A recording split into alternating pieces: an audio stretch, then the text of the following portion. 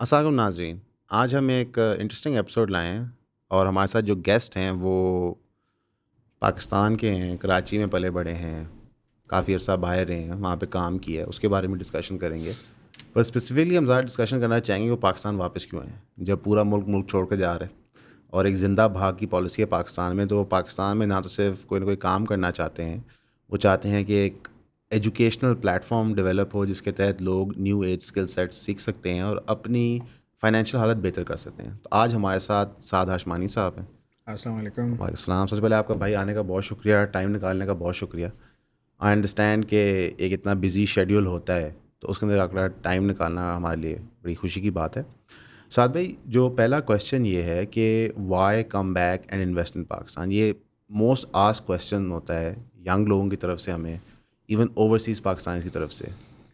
असल में ये आजकल लोग कह रहे हैं कि अचानक से बहुत सारे अमेरिकन्स को एक दर्द आ गया है पाकिस्तान का। अच्छा। और वो सोते हुए उठे हैं, जो कि लोगों की ऑब्जर्वेशन के हिसाब से आई थिंक इट्स राइट। लेकिन देखो, दर्द हमेशा होता है, इंसान वेट करता है कि क्या मैं इस काबिल हो गया हूँ कि मैं कुछ दे सकूँ वापस। और कुछ ऐसे एलिमेंट्स होते हैं जिनको मैं कहता हूँ इन्वर्टेड कॉमा में एजेंट्स ऑफ द सोसाइटी, जो आपको खींच के लाते हैं वापस। ओके। कुछ दे कीप टेलिंग यू कि मैं गया था, ऐसा हुआ, यहाँ पे ये भी कर सकते हैं, वो भी कर सकते हैं। और मैं क्रेडिट देता हूँ इसमें ईवल लोगों का, जो तबाही चाहते हैं हमारे मुल्क की और हमारे मुल्क को कोसते रहते हैं। मैं उनको सबसे ज़्यादा क्रेडिट देता हूँ, क्योंकि हम लोगों का ये है कि हमारे आस पास वाले अगर बुराई करें ना हमारे मुल्क की, तो हम बोलते हैं चलो ठीक है, ठीक कह रहा होगा, सही है। लेकिन अगर कोई स्ट्रेंजर बुराई करता है ना हमारे मुल्क की, या कोई ऐसा बंदा जो 20 साल से आया ही नहीं हो यहाँ, ठीक है। तो थोड़ा ईगो हर्ट होती है तकलीफ़ होती कि है। मेरी चीज़ को मैं बुरा कहूँगा, तुम नहीं कह सकते। ठीक है। तो मेरी भी कुछ ऐसी स्टोरी है। एक साहब थे जो वर्जीनिया में बैठे होते थे, वो मेरे कौम के बच्चों को गालियाँ देते थे और उनको लूट भी रहे थे खुल के। अच्छा। तो मेरे दिमाग में ये आया कि ये वहाँ बैठा हुआ 2 टके का इंसान, maybe is accomplished a little bit in his life by selling a product to the poor people here. उसको में ये एरोगेंस कैसे आ गई कि हमारी कौम के बच्चों को गालियाँ दे रहा है सुबह शाम। अच्छा, आप शाहिद की बात कर रहे हैं। हाँ। अच्छा, ठीक है। तो मेरी थोड़ी ईगो हर्ट हुई। फिर मैंने थोड़ा रिसर्च किया तो मुझे पता चला ये तो खुद आया हुआ नहीं है यहाँ पे काफ़ी टाइम से, कुछ इज़ एन अब्सकॉन्डर। यहाँ पे इन्होंने ओके। कोई क्राइम कमिट किया हुआ है, मैंने एफआईआर भी शेयर की थी। तो फिर मैंने कहा कि अब कुछ करना पड़ेगा। और मुझे जो फीडबैक आया ना लोगों की तरफ से, शुरू में तो आया कि यार आप छोड़ दें, आपका कैलिबर बहुत हाई है, you sound like an intellectual, आप पढ़े लिखे आदमी हो, क्यों आप इन चक्करों में पढ़ रहे हो। तो मैंने कहा अगर पढ़ा लिखा नहीं पढ़ेगा तो कौन पढ़ेगा फिर इस चक्कर में, ओके। आप पढ़ेंगे या कोई और पढ़ेगा। तो फिर लोगों ने कहा ठीक है, मर्ज़ी है आपकी, आप देखें। और I went all the way in, और मैंने कहा था लोगों को कि मैं आखिर तक लेके जाऊंगा। This then I particular launch issue. This free university thing. Okay. कि उसमें लोगों को ये हो रहा था कि यार ये कोई मार्केटिंग टैक्टिक है, पैसे बनाने का कोई नया तरीका आ गया है मार्केट में। आई मीन थोड़ा सा लोगों का जो पिछले 2-3 साल के बाद कई इन्फ्लुएंसर्स बने हैं, कई इन्फ्लुएंसर्स ने आके मुख्तलिफ शक्लों में एक इन्फीरियर प्रोडक्ट बेचा है, इंक्लूडिंग जिस आपने कहा शाहिद, रिसेंटली लॉन्च किया डक्की भाई वगैरह ने अपना कोर्स जो एक इन्फीरियर प्रोडक्ट था, और फिर कुछ लोगों ने आउटराइट स्कैम किया कि पैसे लेके फिर गायब हो गए हैं। तो जो ऑडियंस है उसके अंदर एक फ़ियर तो डेवलप होता है। मेरा जो अगला सवाल था वो ये था कि आपका जो प्रोडक्ट है वो डिस्टिंक्ट कैसे है? यार हमारा प्रोडक्ट, सबसे पहले हमारे प्रोडक्ट का एलिमेंट ये है कि जो बंदा वो प्रोडक्ट लेके आ रहा है ना, उसने उस प्रोडक्ट से अपनी लाइफ नहीं बनाई है। ओके। उसकी एक असल जर्नी है बिज़नेस में, जिसने अपने आप को स्टैब्लिश किया है 10 साल यहाँ पे। उधारियाँ लेके टिकट खरीद के जाने वाला बंदा वहाँ से कुछ बना के आया है फ्रॉम अ लेजिटिमेट बिजनेस। मेरे रिटेल सेलफोन फ्रेंचाइजेज हैं, रियल एस्टेट का बिज़नेस है, स्टॉक मार्केट में बड़ी पुरानी इन्वेस्टमेंट्स हैं, ऐसे स्टॉक्स में जो लोग सोचते हैं कि यार इसमें नहीं करना चाहिए था इन्वेस्ट। तो मैंने अपने आप को कुछ जेन्युइनली एक बिज़नेस से बनाया है, as opposed to the other people that you see. वो कमाते ही उस प्रोडक्ट से हैं जिस प्रोडक्ट का वो नाम लेते हैं आपके सामने कि इससे मैं बनाऊं। ठीक है। फॉर इंस्टेंस, अगर कोई स्टॉक मार्केट में इन्वेस्ट करने से बना है, उसको स्टॉक मार्केट की टीचिंग सेल करना जायज़ है, एक्सपीरियंस है उसका। एक्सपीरियंस है उसका।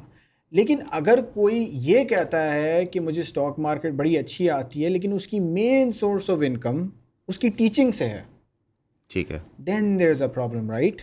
अगर ऑब्वियसली। आप कहते हैं कि यार मैं रियल स्टेट टाइकून हूँ, ओके, लेकिन रियल एस्टेट से आपने कुछ नहीं कमाया, वो टाइकून वाले कोर्स से आप पैसे बना रहे हैं। तो then there is a that's a problem. Big distinction. तो मेरा सबसे पहला तो आप ये ले लें कि this person doesn't need all this, मुझे ज़रूरत नहीं है इस सब चीज़ों Okay. की। मैं लाया ही इसलिए हूँ कि मुझे इतने साल की कारोबार की नॉलेज है और अल्लाह ने कारोबार में मुझे सक्सेसफुल भी कर दिया। आई एम नॉट सेल्फ मेड, हज़ारों लोगों की कंट्रीब्यूशन है। मैं वही कहता हूँ, आपकी माँ से लेके वो आखिरी इंसान जो आपसे प्यार से बात करता है, वो बना देता है आपको कामयाब। सेकेंडली, जब मैं ये चीज़ प्रमोट करने जा रहा था ना, तो मुझे हज़ारों लोगों ने राब्ता किया कि साथ भाई हम आपके लिए ये कोर्स बना देते हैं, हम आपके लिए वो कोर्स बना देते हैं, हम आपके लिए ये कोर्स बना देते हैं in this university. In this university. उस दौरान हमने उन सबको वेट किया, हमारे कुछ फ़िल्टर्स थे। सबसे पहले तो भाई दिखाओ तुमने क्या किया है। राइट। उससे हम सेटिस्फाई हुए तो फिर ये हमने पूछा कि तुम कितने पैसे लोगे। ठीक है। तो उसमें कुछ लोग बहुत कामयाब थे, तो उन्होंने कहा यार देखिए हमारी ये salaries and stuff, so we need this much money. कुछ लोग एवरेज थे, वो थोड़े ग्रीडी हुए, उन्होंने कहा नहीं आप हमें इतने दें क्योंकि आप अमेरिका में रहते हैं और आप मिलियनर हैं, तो आपसे हमें इतने पैसे चाहिए। तो हमने उनको कहा आप साइड पे हो जाए, हमें ग्रीडी बंदा चाहिए ही नहीं, क्योंकि we wanted to make sure कि जो भी हमारे प्रोग्राम में आए वो बाद में साइड में अपना कोई कोर्स ना बेचना शुरू करते हैं। यहाँ से फेमस होकर साइड हसल ना बना। एब्सोल्युटली। ओके। तो हमने बड़ा स्ट्रिक्टली वेट किया इन 2-3 टियर्स में। तीसरा टियर हमने ये किया कि हम दे तो फ्री एजुकेशन रहे हैं, ई कॉमर्स की, क्रिप्टो की, ट्रेडिंग की, वीडियो एडिटिंग की, ग्राफिक डिज़ाइनिंग की। हाउएवर हम उसमें ये मेक श्योर कर रहे हैं कि हम एक एप्टीट्यूड टेस्ट लें। जो बंदा अप्लाई कर जो रहा है। बंदा अप्लाई कर रहा है वो एक टेस्ट पास करेगा और फिर उसको एडमिशन मिलेगा। अब वो टेस्ट कैसे सीखे, वो यूट्यूब पे 4 बेसिक वीडियो देख ले, वो टेस्ट पास कर लेगा, या हमने भी एक इंट्रोडक्टरी वीडियो दिया हुआ है वो देख ले, फिर टेस्ट पास कर लेगा। ओके। तो we're not in a business of accumulating a bunch of students and them failing after first semester and then us continue to make money on the second semester. Okay. हमारा simple non profit model है कि पाकिस्तान में जो भी रहता है aptitude test pass कर लो, free में पढ़ो। पाकिस्तान से बाहर जो भी रहता है वो एक फ़ीस देगा, वो फ़ीस से मैं अगला कोर्स लाता रहूँगा। सो कोई भी बंदा जो पाकिस्तान में नहीं रहता, so the teaching is in English and Urdu, I am guessing. It's in English primarily. It's in primarily in English. Okay. So एक barrier to entry aptitude test which is easy to pass. दूसरी barrier entry is that everything is in English, right? So any person from overseas is paying for it, but everyone who's a resident in Pakistan is not paying for it. Every person that's overseas is paying a fee that's being used to bring more courses. जैसे हमने client acquisition का course लिया है, अभी हम visa consultancy का course ला रहे हैं, फॉरेक्स ट्रेडिंग का कोर्स ला रहे हैं।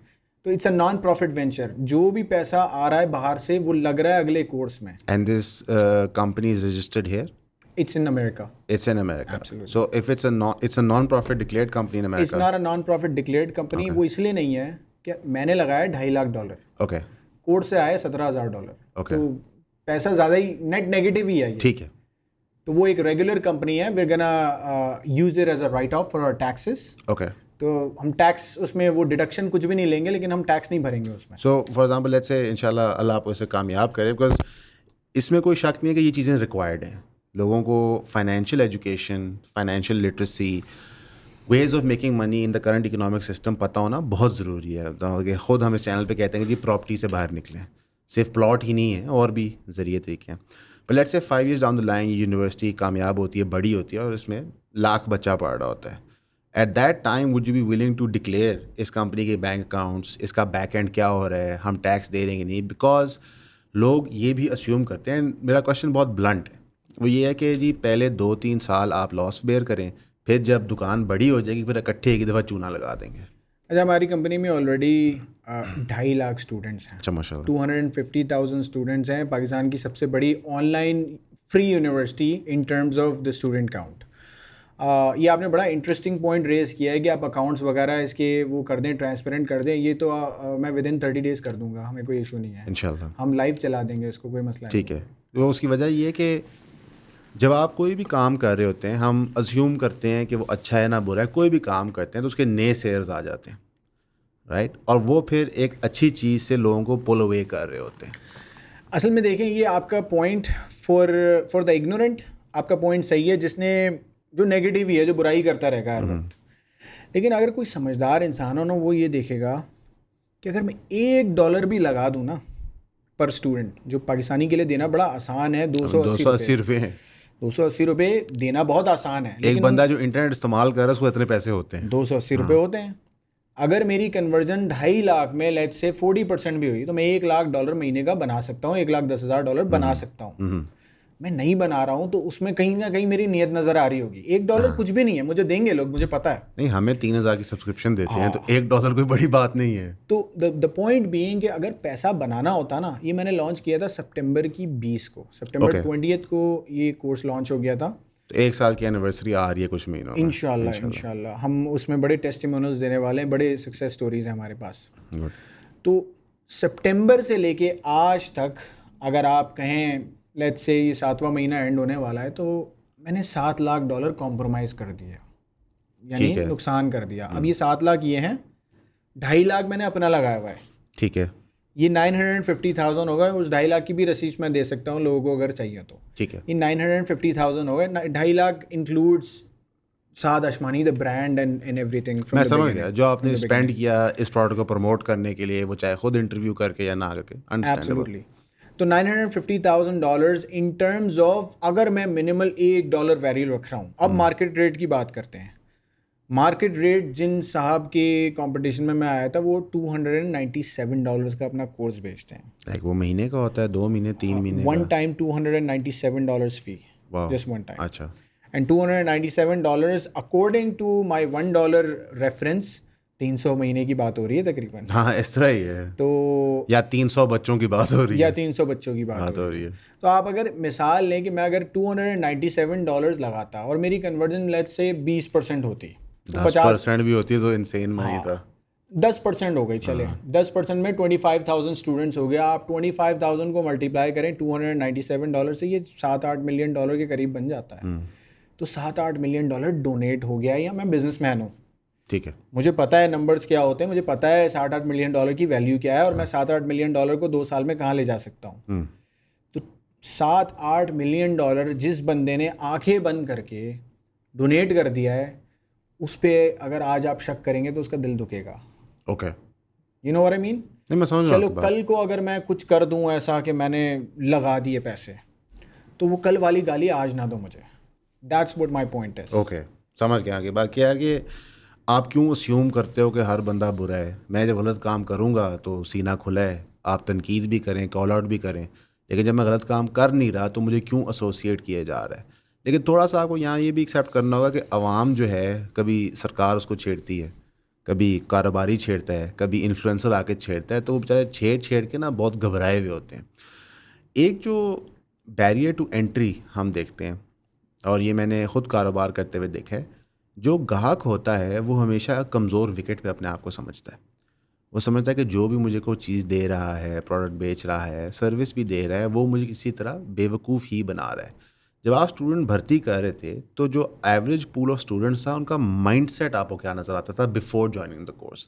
जब आपका एप्टीट्यूड टेस्ट देते थे, जब वो क्लासेस में इनरोल करते थे, तो टीचर्स का क्या रिस्पॉन्स था towards the average students mind? उनकी जहन साजी कैसी होती थी? अच्छा, इस पर 2 चीज़ें देख लेते हैं। फैक्टर नंबर 1, आपने जो ट्रस्ट डेफिसिट का, मेरी इस पर बहुत स्ट्रॉन्ग फिलॉसफी है, और आप क्योंकि you one of the most intellectual minds I have spoken to.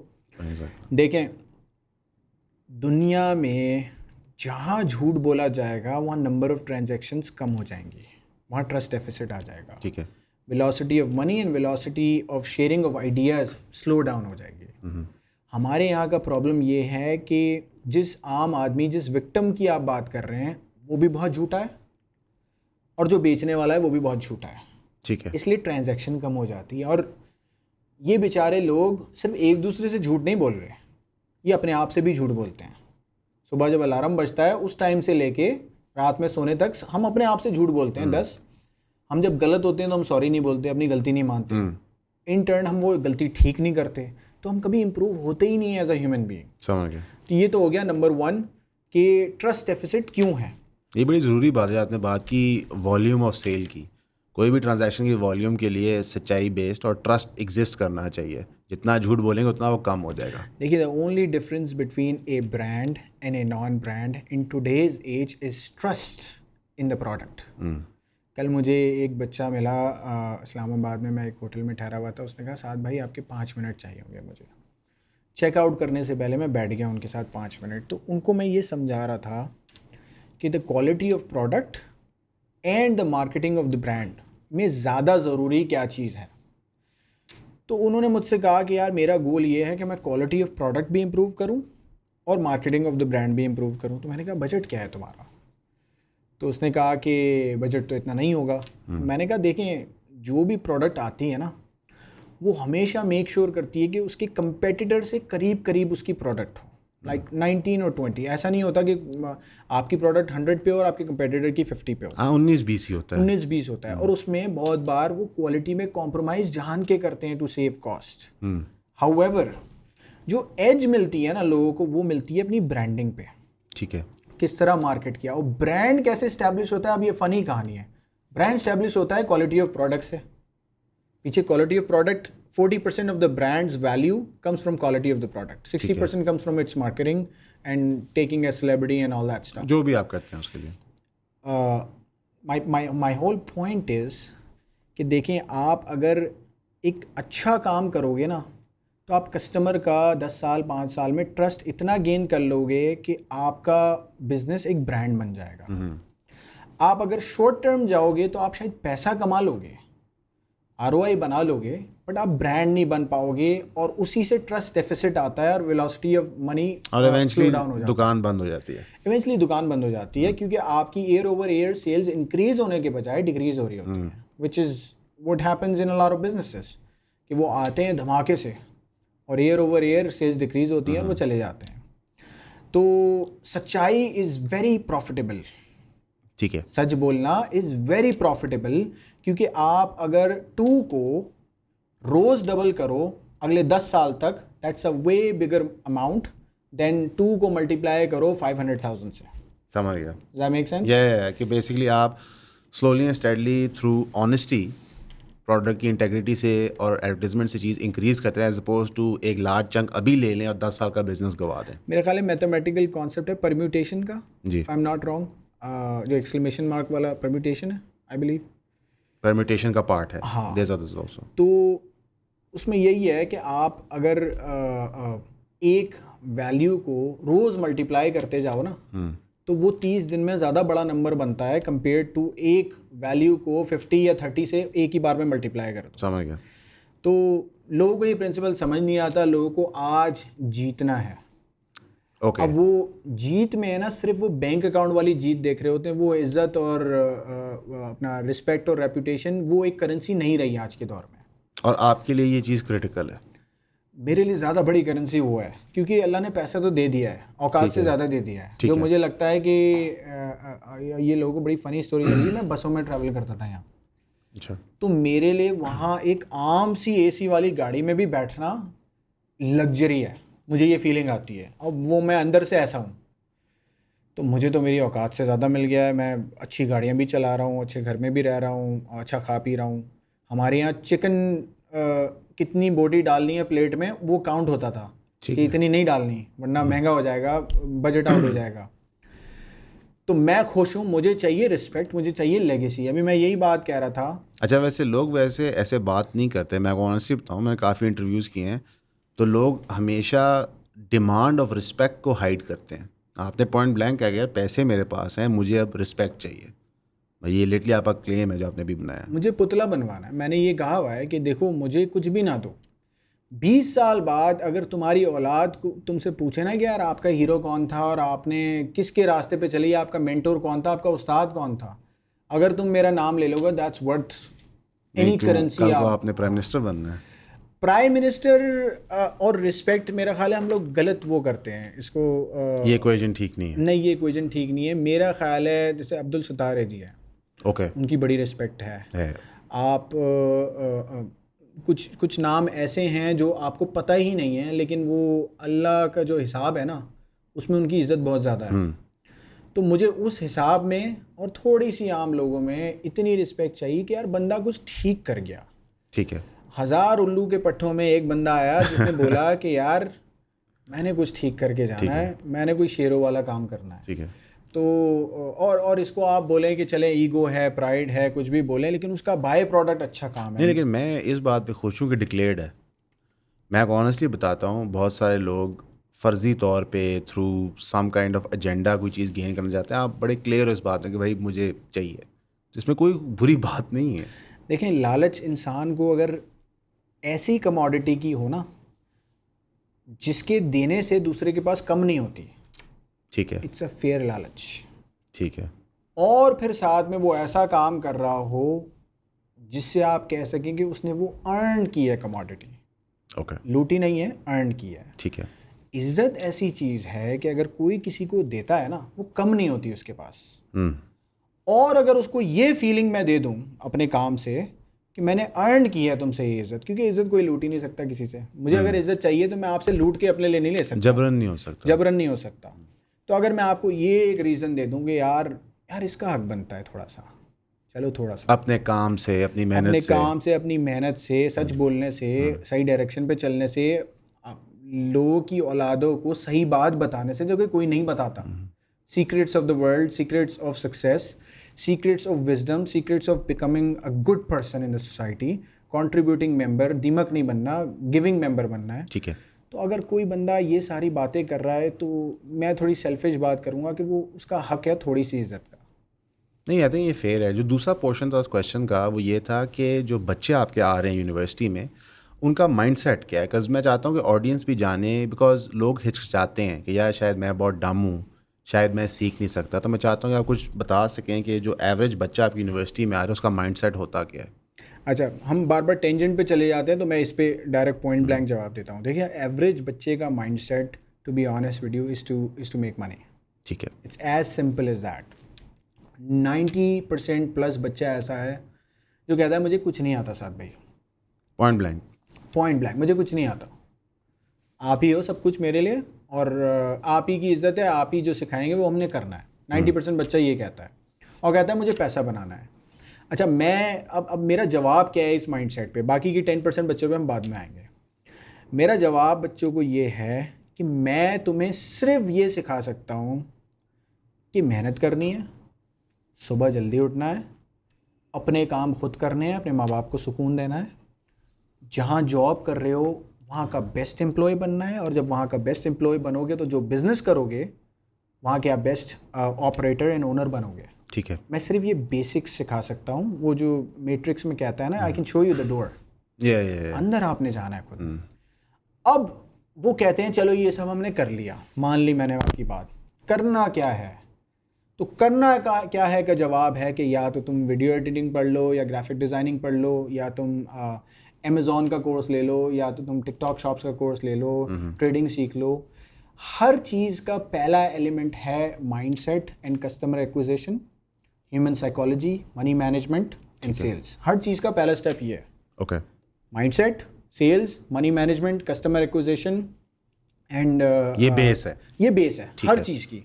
No matter what you do, तुम्हें डॉक्टर बनना है तो भी ये करना पड़ेगा, तुम्हें इंजीनियर बनना है तो भी ये करना पड़ेगा, तुम्हें अगर बन कबाब बना के बेचने हैं तो भी ये करना पड़ेगा, regardless. And this is my base, and this is something that I'm very firm on. मेरे पास अगर कोई आता है ना और बोलता है यार मैं चाहता हूँ यार दोपहर के 3 बजे उठूँ और शाम के 5 बजे दोस्तों में भी जाऊँ और मैं कामयाब हो जाऊँ, तो मैं उसको कहता हूँ कि यार तुम कामयाब तो हो जाओगे क्योंकि अल्लाह ने सबके लिए रिस्क थोड़ा बहुत तो रखा हुआ है, लेकिन तुम उस डेफिनेशन पे कामयाब नहीं होगे जो तुम सोशल मीडिया पे देखते हो या तुम साद भाई को देखते हो ना, क्योंकि साद भाई ने बहुत ही जान के कॉन्शियसली ये हुक्स रखे हुए हैं। ठीक है। मुझे गाड़ी दिखाने की ज़रूरत नहीं है, मैं गाड़ी कैमरे के पीछे भी इंजॉय कर सकता हूँ, और मैंने अभी आपको शुरू में कहा कि मुझे ज़रूरत नहीं है, मैं तो नॉर्मल सी चीज़ों में खुश हूँ। मैं एक कमरे के बेडरूम में रह लूँगा, मुझे नहीं ज़रूरत है सब चीज़ों की, ना मुझे ख्वाहिश है ना मेरा दिल चाहता है। मैं इकोनॉमी क्लास में ट्रैवल करता था, मुझे तो लगाया है मेरे लोगों ने कि यार आप PR टीम ने जो इमेज कंसल्टेंट होते हैं, उन्होंने मुझे लगाया। अच्छा, नॉर्मली मैं पॉडकास्ट में सिंपल टी शर्ट में जाता हूँ, तो मुझे तो ये इन्होंने वो किया कि यार आप ये करेंगे तो बच्चे को हुक मिलेगा। देखें, अच्छा वैसे उन्होंने सही कहा है, मैंने भी ये फील किया है कि ये जो मार्कर्स ऑफ वेल्थ हैं और so called markers of wealth हैं, घड़ी, कपड़े, गाड़ी, तो जो पुरानी बिज़नेस की सोच होती थी कि बेटा नहीं करना, पर मॉडर्न डे एंड एज में ये मार्कर्स ऑफ वेल्थ बड़े ज़रूरी हैं। कोई बंदा आपको सीरियस ही नहीं लेता, स्पेशली वो आपसे अगर सीखने भी आया है, अगर आपके पास ये मार्कर्स ऑफ वेल्थ नहीं है। हल्का ले लेते हैं लोग। और बड़ा अनफॉर्चुनेट होता है, मैं समझता हूँ, बट अनफॉर्चुनेटली हम इस माशरे में ही रहते हैं। अगर गन साफ़ करना है तो किसी तरफ से तो शुरू करना है। टू अ सर्टेन एक्सटेंट देखिए, मैं ये कहता हूँ कि ये सब मैं कर रहा हूँ बहुत ही मॉडरेशन में। And when I use the word moderation, लोग हंसेंगे कि नहीं यार आप तो जी वैगन भी दिखा रहे हैं, जेट्स भी दिखा रहे हैं, ये सब दिखा रहे हैं। Compare to what I can do, I am doing it in moderation. मैं और बहुत कुछ कर सकता हूँ जिसमें आप बोलेंगे कि यार ये तो अंबानी के करीब आ गया, जो कि लोग एक्टिंग कर रहे हैं बहुत सारे अंबानी बनने की। पाकिस्तान में रोल्स रॉयस आ गई। हाँ, तो बच्चे हैं वो सब। तो पॉइंट ये है कि मैं मॉडरेशन में कर रहा हूँ compare to what I can do, और the only purpose behind it is to make sure कि एक बच्चा हुक हो और फिर उसको इंटेलेक्चुअल चीज़ दे दी जाए। ठीक है। अच्छा, अब दूसरे पॉइंट पे आते हैं कि मैं क्यों मॉडरेशन की बात कर रहा हूँ इस चीज़ में। मेरी एक फ़िलासफ़ी है, the path toward success becomes the way of life. कामयाबी की तरफ का जो रास्ता है वो ज़िंदगी गुजारने का तरीका बन जाता है। तो जिस जर्नी से मैं गुजरा हूँ वो मेरा ज़िंदगी गुजारने का तरीका है। अब इसमें मेरा एक और भी लॉजिक है। देखो, अगर हर साल तुम नया आईफोन लोगे ना, हर साल नई घड़ी लोगे, नई गाड़ी लोगे, और हर साल तुम्हारी ख्वाहिश होगी कि मैं ब्रांडेड जूते पहनूं, ब्रांडेड बेल्ट पहनूं, ब्रांडेड ग्लासेस लूं, तुम्हारी जो नेट इनकम का परसेंटेज जो तुम डोनेशन की तरफ जानते हो ना, उसमें तुम्हारा हाथ रुकना शुरू हो जाएगा। This is my opinion. अगर अमेरिका में कोई $100 अर्न करता है ना और वो $80 स्पेंड करता है, तो उसको $20 पे टैक्स देना होता है। ठीक है। मैं टैक्स पॉइंट ऑफ व्यू से बात कर रहा हूँ, रिलीजियस पॉइंट ऑफ व्यू पे आएंगे हम लोग। ठीक है। लेकिन अगर वही बंदा $100 अर्न करके 50 स्पेंड कर रहा है तो वो 50 पे टैक्स भरेगा। टैक्स की अगर आप डेफिनेशन पे जाए ना, हमारे रिलीजियस एस्पेक्ट से, टैक्स क्या है? हम पैसा इकट्ठा कर रहे हैं सरकार के लिए। Distribution of wealth, redistribution. Redistribution of wealth. अगर आप अपने ऊपर ज़्यादा और अपनी नीड्स इतनी ग्रो कर लोगे ना कि रीडिस्ट्रीब्यूशन के टाइम पे आपको फील होगा कि यार इतना ही बचा है अब देने के लिए, then there is a problem, right? ठीक है, I understand what you from mean. A tax stand point. तो अपनी ज़रूरतें इतनी रखो कि जिसमें अगर तुम वीक में 2 बार चिकन या स्टेक खा रहे हो तो कम से कम ये सोच लो कि यार दूसरा बंदा चिकन और स्टेक के बजाय कपड़े पहन ले या बेसिक खाना खा ले, तो वो तुम्हारी जिम्मेदारी है। वो ज़्यादा ज़रूरी है। वो ज़्यादा ज़रूरी है, क्योंकि इंटेलेक्चुअली लोग सोचते हैं कि यार ये खुद क्यों नहीं मेहनत करता, इसने खुद क्यों नहीं किया, मैं तो कर रहा हूँ, मैं बड़ा हूँ। देखिए, अल्लाह ने जिस तरह हर एक को एक जैसा जिस्म नहीं दिया, एक जैसी हाइट नहीं दी, एक जैसी शक्ल नहीं दी, बराबर के बाल नहीं दिए, बराबर के बाल नहीं दिए, और एक जैसी अकल भी नहीं दी ना अल्लाह ने। आप अगर सिमिलरली सोचें, मेंटली भी हम लोग सब सेम नहीं हैं। तो अगर तुम मेंटली प्रॉस्पर कर गए हो आज की सोसाइटी में और दूसरा नहीं कर पा रहा और वो मेहनत कर रहा है, मैं लेजी लोगों की बात नहीं कर रहा, मैं समझ गया, समवन वो मेहनत कर रहा है, समवन हु इज ट्राइंग, वो नहीं पहुंच पा रहा, तो इसका मतलब ये नहीं है कि तुम सुपीरियर हो मार्केट में। ये चीज़ें आप सिखाते हैं यूनिवर्सिटी में? एब्सोल्युटली। ये माइंडसेट ये मेरे इंस्टाग्राम पे सिखाया जा रहा है, उसके लिए तो लॉगिन भी नहीं बनाना किसी। ठीक है। तो मैं कहता हूँ कि अगर ये चीज़ है कि तुम सक्सेसफुल हो गए हो, तो इसका मतलब ये नहीं है तुम सुपीरियर हो, इसका मतलब ये है कि तुम्हारे ऊपर बड़ी जिम्मेदारी है। और अगर तुम सुपीरियर फील भी कर रहे हो, तो हमने बचपन में एक मूवी देखी थी जिसका नाम है Spiderman, with great power comes great responsibility. तो अगर आप फाइनेंशियली सक्सेसफुल हो या आप कमरे में इंटर होते हो तो आप फील करते हो कि मुझसे ज़्यादा इंटेलिजेंट बंदा कोई नहीं है इस कमरे में, then it is your responsibility to spread that knowledge. And it can be monetisable knowledge, और it can be some knowledge जिससे आप किसी को, जैसे फ़र्ज़ करें आप वॉक कर रहे हैं, अगर कहीं कोई गड़ा है, आप लोगों को बोलते हैं यार ध्यान से चलना, गिर ना जाओ। हाँ। तो डेली आपको लोगों को ये बताना है कि ध्यान से चलना, गिर ना जाओ। अगर आपने वो गड़ा देख लिया है, और इंटेलिजेंट लोगों को अल्लाह ने वो सलाहियत दी है कि वो देख लेते हैं डेंजर, ये प्रॉब्लम को। सबसे पहले आप सबका बहुत शुक्रिया हमें सब्सक्राइब करने के लिए। जिन जिन दोस्तों ने हमारी फैमिली में शामिल हुए 3000 की सब्सक्रिप्शन लेके, काइंडली हमें व्हाट्सएप किया करें ताकि हमें पता हो कि हमने किस ग्रुप में ऐड करना है। वैसे जो आप सब्सक्राइब कर रहे हैं, इसके लिए आपको 12 वीडियोज़ हर महीने मिलेंगी जो प्राइवेट वीडियोज़ होगी, यानी कि वो कंटेंट किसी ने ना पहले देखा होगा, ना वो कभी किसी मेन चैनल पे अपलोड होगा। वो सिर्फ आपके कंजम्पशन के लिए होगा जो 3000 की सब्सक्रिप्शन पे कर रहे हैं। अब वो कंटेंट होगा क्या? उसमें आपको लाइफ स्टोरीज़ पता चलेंगी, कुछ फिलोसॉफिकल आइडियाज़ डिस्कस होंगे, कुछ पर्टिकुलर इंसिडेंट्स होते हैं जिसकी वजह से चैनल्स डिमोनेटाइज हो जाते हैं, वो ग्रेट डिटेल में डिस्कस होंगे। कुछ आपके साथ कंटेंट शेयर किया जाएगा जो अवेलेबल नहीं है आम पब्लिक को, और जो पब्लिकली उस तरह शेयर भी नहीं हो सकता।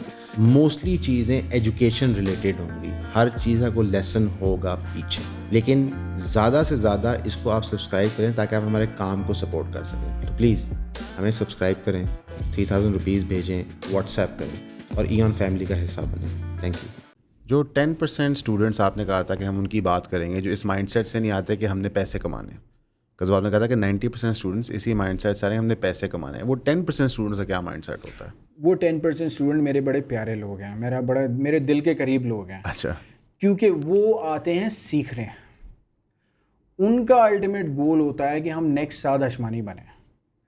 ठीक है। वो चाहते हैं कि वो इस लेवल पे पहुंच जाएं कि उनके माँ बाप को घर में जो फाइनेंशियल तकलीफ हो रही है वो ना हो। उन 10% में वो सिंगल मदर्स हैं जो उनको अपने बच्चे को बड़ा करके आपके कोर्स में सिंगल मदर्स भी हैं? एब्सोलूट, अच्छा, हर तरह के लोग हैं। मैं आपको ऑनेस्टली बताऊं, जब मैं आप कहते हैं कि हमारी यूनिवर्सिटी, तो मेरे दिमाग में एक 16-17 ईयर ओल्ड बच्चा आता है। आई हैड नो आइडिया कि like older people also are enrolling. हमारे कोर्स में ऐसे भी लोग हैं जिन्होंने मेडिसिन पढ़ी हुई है और वो प्रैक्टिस नहीं कर रहे। ठीक है। तो बहुत सारे हर तरह, देखिए मेरे पास जो बच्चा आता है, ये बच्चा या बड़ा आता है ना, वो सोसाइटी के तानों से, घर वालों के तानों से और अपने हालात से बहुत डिप्रेस्ड होके आता है। ये मोटिवेशनल स्पीकर मुझे टाइटल मैंने खुद नहीं दिया, मुझे लोगों ने दिया है। ठीक है। क्योंकि मैं जब बात करता हूँ शायद दिल पे लगती है और वो एक इमोशनल एलिमेंट ऑफ दिमाग जाग जाता है। ठीक है कि यार मुझे कुछ करना है, मैं बेकार नहीं हूँ। मैं ये रिमाइंड कराता हूँ कि तुम बेकार नहीं हो, और जिसके अंदर जुनून होता है ना, वो फिर ये बात ग्रैस्प कर लेता है कि मैं बेकार नहीं हूँ, मुझे अपने बच्चे के लिए करना है, अपने माँ बाप के लिए करना है, अपने बहन भाई के लिए करना है। तो हमारे जो सोसाइटी की सिंगल मदर्स हैं, हमारी जो सोसाइटी की कॉलेज गोइंग बच्चियाँ हैं, कॉलेज गोइंग बच्चे हैं, ऐसे लोग जो बाहर जाते हैं काम पे तो उनको 10 तरह की जजमेंट्स और प्रेजुडिस और प्रॉब्लम्स फेस करने पड़ते हैं, जैसे हमारे यहाँ औरतें बाहर नहीं जा सकती। बहुत टफ है, मुश्किल है। स्पेशली आप ये Lahore and Islamabad relatively better है, आप दूसरे रीजन्स देखें तो बहुत चैलेंजिंग है। तो वो लोगों को एक होप मिल रही है कि यार मैंने घर पे बैठे अपने कंप्यूटर, लैपटॉप या फ़ोन से अगर मैं बेसिक इनकम अपनी अर्न कर लूँ, इससे बेहतर क्या है? इससे बेहतर कुछ नहीं है। और देखिए मेरे और आपके लिए है ना, $500 $200 मायने शायद नहीं रखता हो आज। There are people that's their life line. मतलब उनके अगर $200 महीने के अकाउंट में आ जाएं तो उनकी ज़िंदगी सवर जाएगी। एंड दैट्स माय ओपिनियन, मैंने जो देखा है हालात।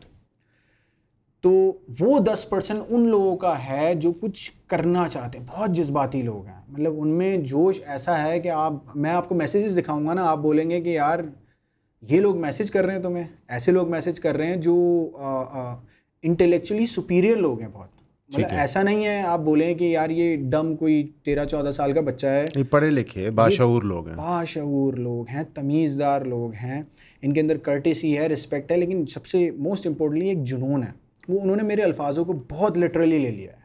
ठीक है, बहुत ज़्यादा लिटरली ले लिया है, और मुझे वो बड़े अच्छे लगते हैं लोग। मुझे लगता है कि वो कम से कम अपने ख़ानदान के 20 लोगों की लाइफ सुधार देंगे अगर उनको रास्ता मिल गया। अब ये लोग आपके पास 90 और 10 के रेशियो में आ गए, कोर्स में इनरोल हो गए, अपनी सिलेक्टिव फील्ड्स कर ली, आप लोग कोई गारंटी ऑफ सक्सेस देते हैं या नहीं? नहीं। ओके। क्योंकि एक छोटा बच्चा जब पैदा होता है ना तो वो एक ब्लैंक कैनवस होता है। आज के दौर के माँ बाप पहले तो बहुत ज़्यादा प्यार देते हैं, लाड देते हैं, वो भी बच्चे के लिए नहीं देते, वो अपनी फुलफिलमेंट के लिए देते हैं। उसके बाद उन बच्चों को बड़ा कर रहा होता है टिकटॉक, यूट्यूब और जो हमारे सोशल मीडिया फेसबुक हो गया, फेसबुक वगैरह।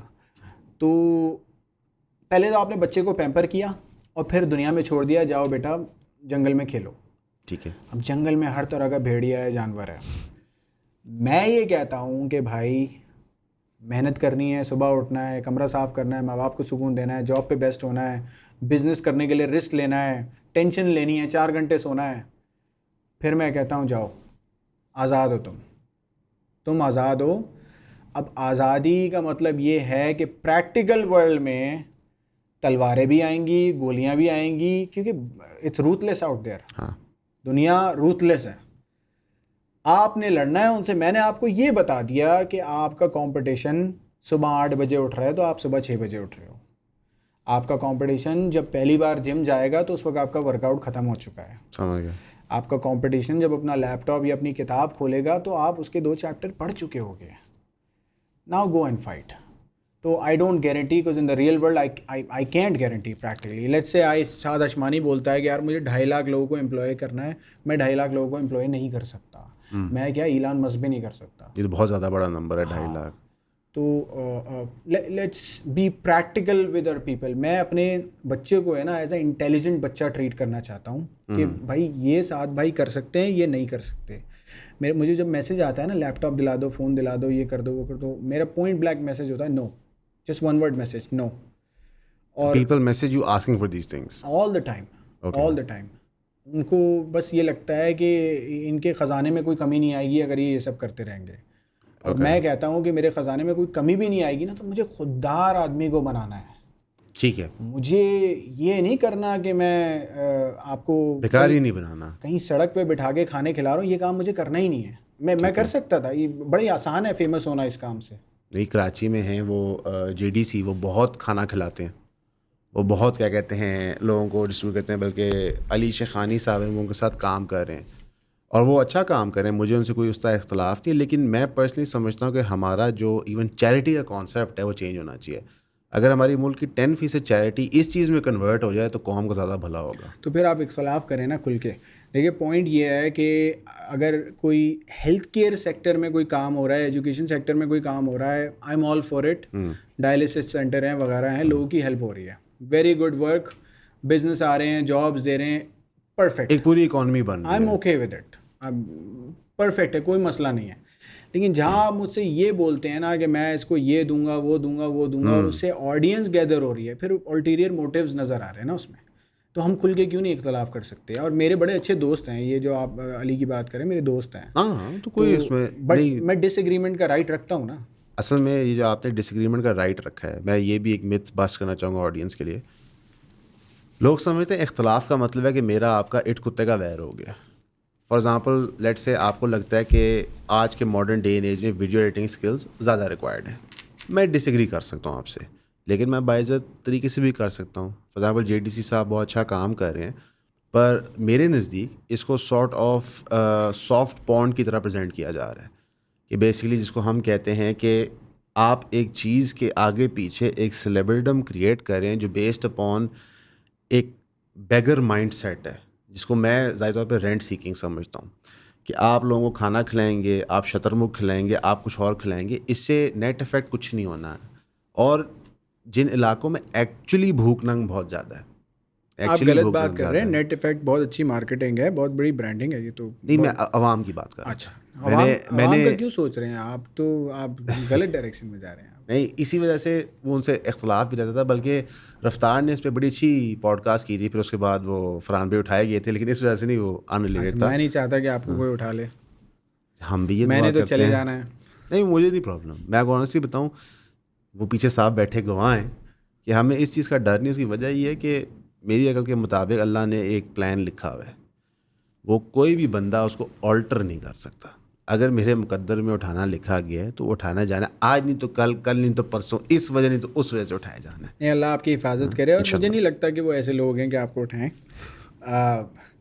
लेकिन आप लोगों का गलत सोच रहे हैं। आप असल में आप और मैं, हम लोग एक सेकंड के लिए प्रिटेंड कर रहे हैं कि everyone is doing everything with the right intent and with the right motive. देखिए, एक कॉन्सेप्ट ऑफ एफिशिएंसी है जो कि जितना अच्छा आपको और मुझे पता है उतना अच्छा उन लोगों को भी पता है जिनकी हम जिक्र कर रहे हैं। ठीक है, एफिशिएंसी का कॉन्सेप्ट ये बोलता है कि अगर मैं इस जगह पैसे लगाऊंगा तो 10 साल में उसका ROI ये होगा, plus some marketing, some branding, some being Farzande Pakistan. ठीक है, ठीक है। और अगर मैं एक और जगह पे उतना ही अमाउंट लगाऊंगा या उसका आधा भी लगाऊंगा तो फिर the Farzande Pakistan branding is big, बहुत बड़ा। द ROI is very small. So if they cared about ROI, they would have done what we're talking about. They don't care about ROI, they care about the branding part, which is fine. There is nothing wrong with it. आपको branding करनी है, आप branding करें, लेकिन उसको charity का नाम नहीं दो ना प्लीज़. उसमें मुझे एक और तकलीफ़ भी होती है कि अगर आप पे कोई तनकीद करे या उस सिस्टम पे तनकीद करे, don't take it personally. It's not a you problem. It is के 70 साल की उम्र में बताया गया दिस इज़ द वे कि कोई भी अमीर आदमी होता है वो लंगर खोल देता है और उसका नेट इफ़ेक्ट कुछ भी नहीं हो रहा होता. मसलन आपके मुल्क में लंगर 1947 से लेके आज तक चल रहा है. मैं आपकी तारीफ़ नहीं करना चाह रहा, मुँह पे बैठ के बना लगता है खुशामद कर रहे हैं, लेकिन अगर 2.5 लाख बच्चा आपकी यूनिवर्सिटी में पढ़ रहा है, उसका 2,500 बच्चा भी अगर फाइनेंशली किसी तरह सक्सेसफुल होता है, ये बहुत बड़ा रिटर्न है. और अगर उसकी कॉस्ट सिर्फ $2.5 लाख थी और लेट से $1,00,000 उसके अलावा ऑपरेशन है, तो मैं समझता हूँ कि पाकिस्तान में बहुत लोग हैं जो ये पैसे लगा सकते हैं. जेन्युइनली स्पीकिंग लोगों के पास पैसे, तो उसकी दाद देनी चाहिए. मैंने theuniversity.com पे डोनेट नाउ का बटन लगा दिया है. आप लगाएं, मुझसे मिलें, और मैं 2.5 लाख और बच्चा खड़ा कर दूंगा अगर डोनेट नाउ वाले बटन पे लोग क्लिक करना. डोनेट नाउ वाला बटन क्या है, थोड़ा समझाइएगा. वो यही है कि अभी हम नेट नेगेटिव है ना हर चीज़ में. Everything is sponsored fully by Saad Hashmani. ठीक है. अभी मेरे एक दोस्त हैं अयाज चौधरी, उन्होंने अपने प्लेटफॉर्म से इसको प्रमोट करने का कमिट किया है. तो we have added his brand name called Panthers on it. Okay. मेरे एक और दोस्त हैं उज़ैर हसन, जिनका प्लेटफॉर्म है मैक्सिम डिजिटल. तो वो तो शुरू से हमारे साथ हैं, उनकी बहुत ज़्यादा सपोर्ट रही है हमारी. ठीक है. इस वेंचर में. तो अब मैंने ये किया है कि क्योंकि मैं एक बिजनेसमैन हूँ और मैं जो वक्त इस जगह पे लगा रहा हूँ ना, it's worth more than that $2.5 lakh और दैट $8-9 मिलियन. ओके. तो अगर मैंने अपना 2 साल ज़िंदगी का सोशल मीडिया पे आने पे लगा दिया, तो मैं कोई वीडियो बनाने वाला आदमी नहीं हूँ. हाँ. मैं तो जब पाकिस्तान आता हूँ वीडियो बन जाता है, या कभी कोई कैमरा लेके खड़ा हो जाता है वीडियो बन जाता है, वरना that's not my job. And ये मैं कर रहा हूँ solely out of goodness of my heart.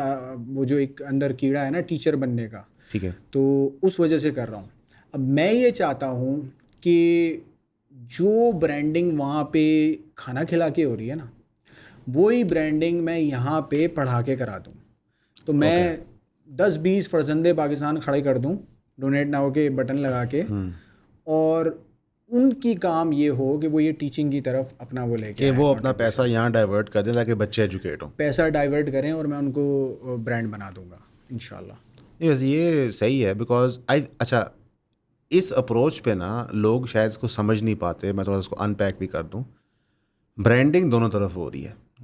ROI एक का बेहतर है दूसरे से, तो उसके लिए फिर ज़रूर मजबूरी बन जाती है इंटरव्यूज़ करना, जा के लोगों को बातें करना, मशहूर होना, ताकि कल को जो कंपनीज एसोसिएट हों उनको भी उसका फ़ायदा. बिकॉज वो शायद दिल से कर रहे हो, लेकिन एट द सेम टाइम वो उस पैसे के एवज़ कुछ मांग भी रहे होते हैं कि हमारी सर्टेन लेवल ऑफ मशहूरी भी हो. एक बड़ा डिफरेंस है 2 चीज़ों में जो हम बात कर रहे हैं. Okay. The difference is I am blunt. मैं क्लियरली बोल रहा हूँ कि आओ मशहूर होना है, आ जाओ, मेरे बच्चों को पढ़ा दो, मैं मशहूर कर दूंगा तुम्हें. आई थिंक ये जो ब्लंटनेस है ना, अक्सर औक़ात में लगता है कि हमारा मुल्क उसके लिए रेडी नहीं है मेंटली.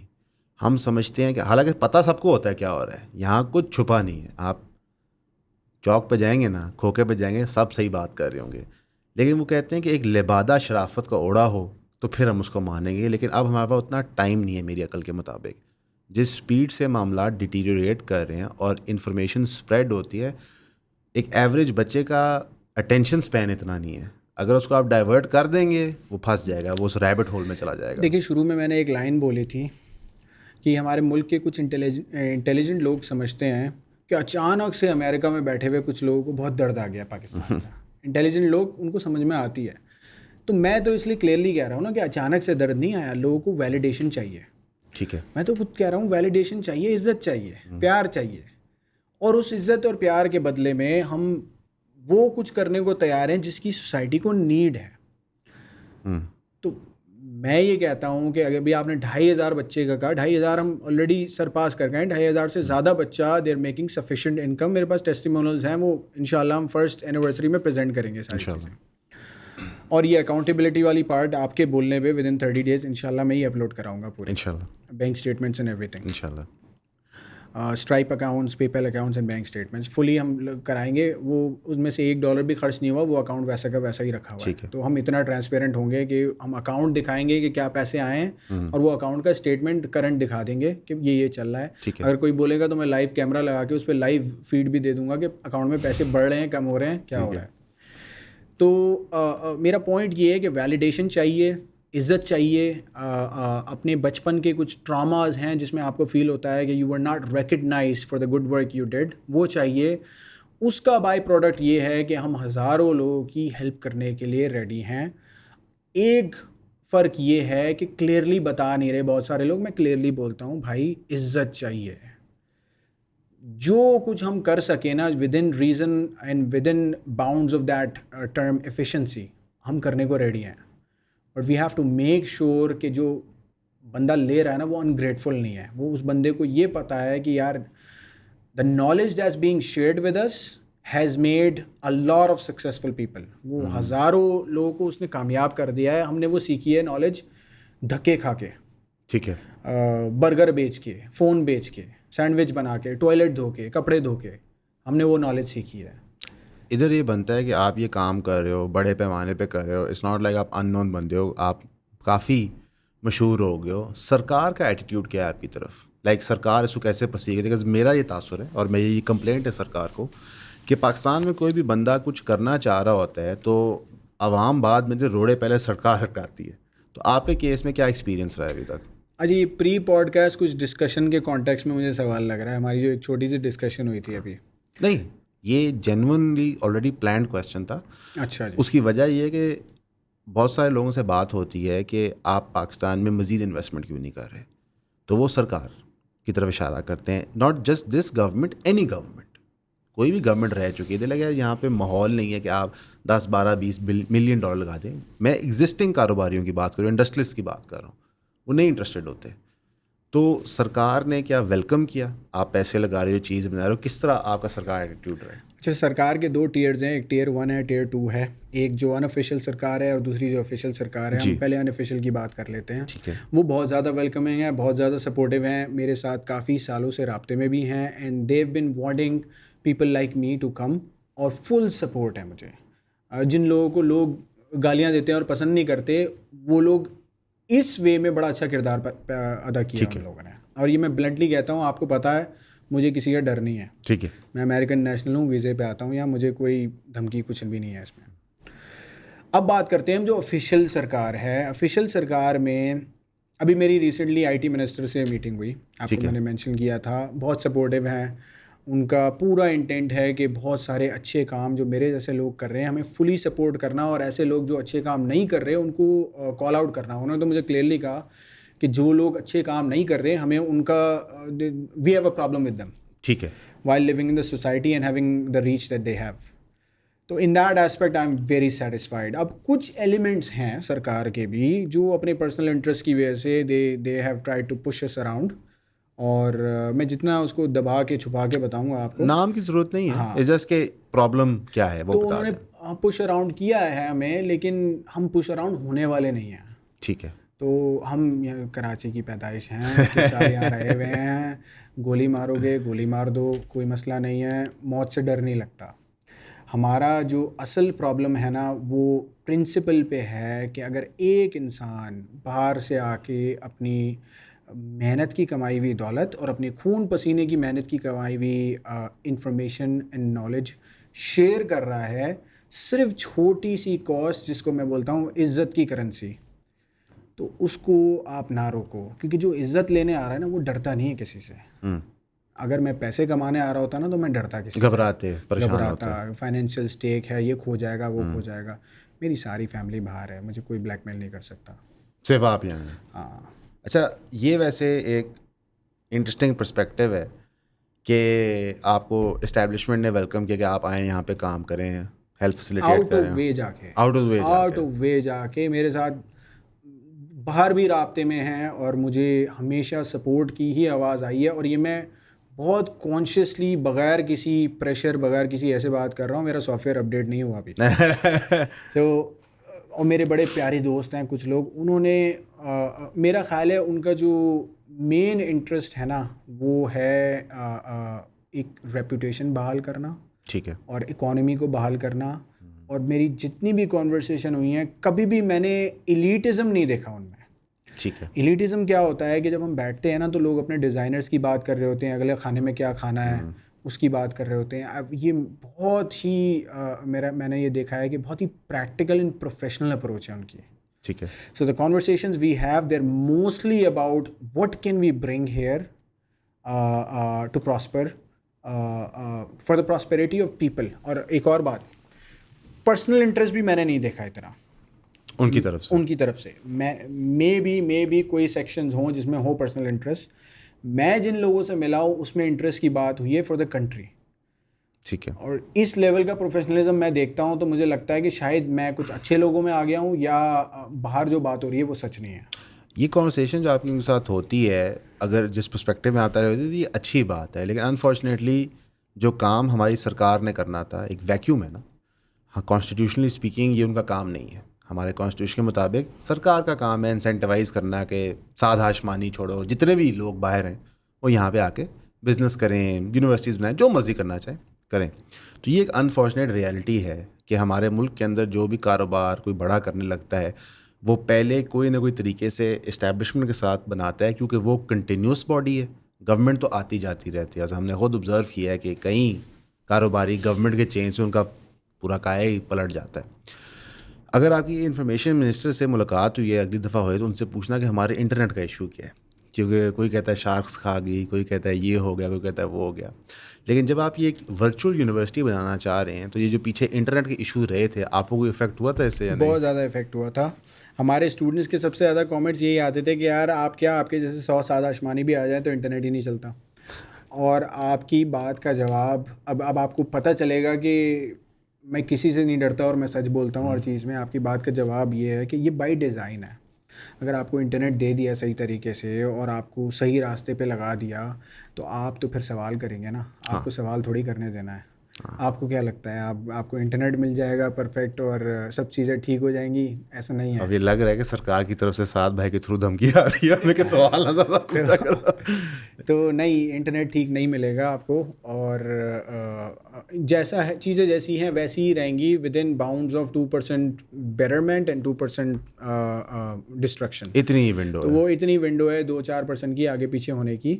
और वो इसलिए है कि जब आप ज़्यादा शोर मचाएं तो 2% बढ़ा दें, जब आप शोर कम करें और आप बोलें कि चीज़ें ठीक चल रही हैं तो फिर 2% पीछे चले जाए मुल्क, ताकि आपको फिर 4% आगे आने का जो आपको प्राइड फील हो और आप झंडा लहराएं दोबारा।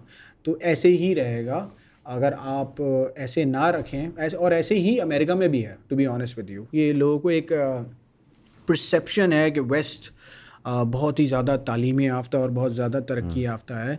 मैं जिस शहर में रहता हूँ वहाँ क्राइम कराची जितना ही होता है मेरे Really? क्योंकि रिटेल बिजनेसेस हैं। ठीक है। हमारी साल की 8-9 रॉबरीज पक्की हैं। किस शहर में आप रहते हो? ह्यूस्टन टेक्सास में। ओके। हर साल 8-9 रॉबरीज पक्की हैं। 2018 का मैं पूरा रिकॉर्ड दिखाऊंगा। ABC न्यूज़ में जितनी रॉबरी की न्यूज़ आई हैं उसमें साद आशमानी खड़ा हुआ है हाथ बांध के और बता रहा है कि भाई लुट गया, मैं बर्बाद हो गया और इंश्योरेंस भी क्लेम नहीं हो रहा। तो पॉइंट इज़ कि दुनिया में जो 98-99% लोग हैं उनको एज अ हर्ड हमेशा कंट्रोल किया जाएगा और ये कभी चेंज नहीं होगा।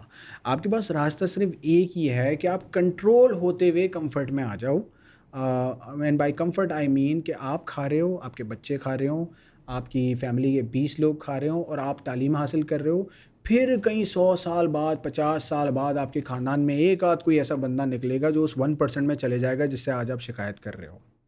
ओके, आई थिंक वैसे काफ़ी पेसिमिस्टिक अप्रोच है ज़िंदगी को, या नहीं? बिकॉज अगर आप दुनिया को इस लेंस में देख रहे हो कि कभी भी रीडिस्ट्रीब्यूशन ऑफ वेल्थ एक्चुअली अकर नहीं कर सकती जनरेशनली स्पीकिंग, और एक सुपर नेचुरल फिनोमेनन होगा 100 ईयर्स आपकी पीढ़ी में, लाइक आपकी लिनिएज में, जो क्रिएट करेगा वो 1%, तो फिर तो एवरेज पर्सन का जीने की वजह या सुबह उठ के ऑपरेट करने की वजह बहुत ही डिसइंसेंटिवाइज हो जाती है।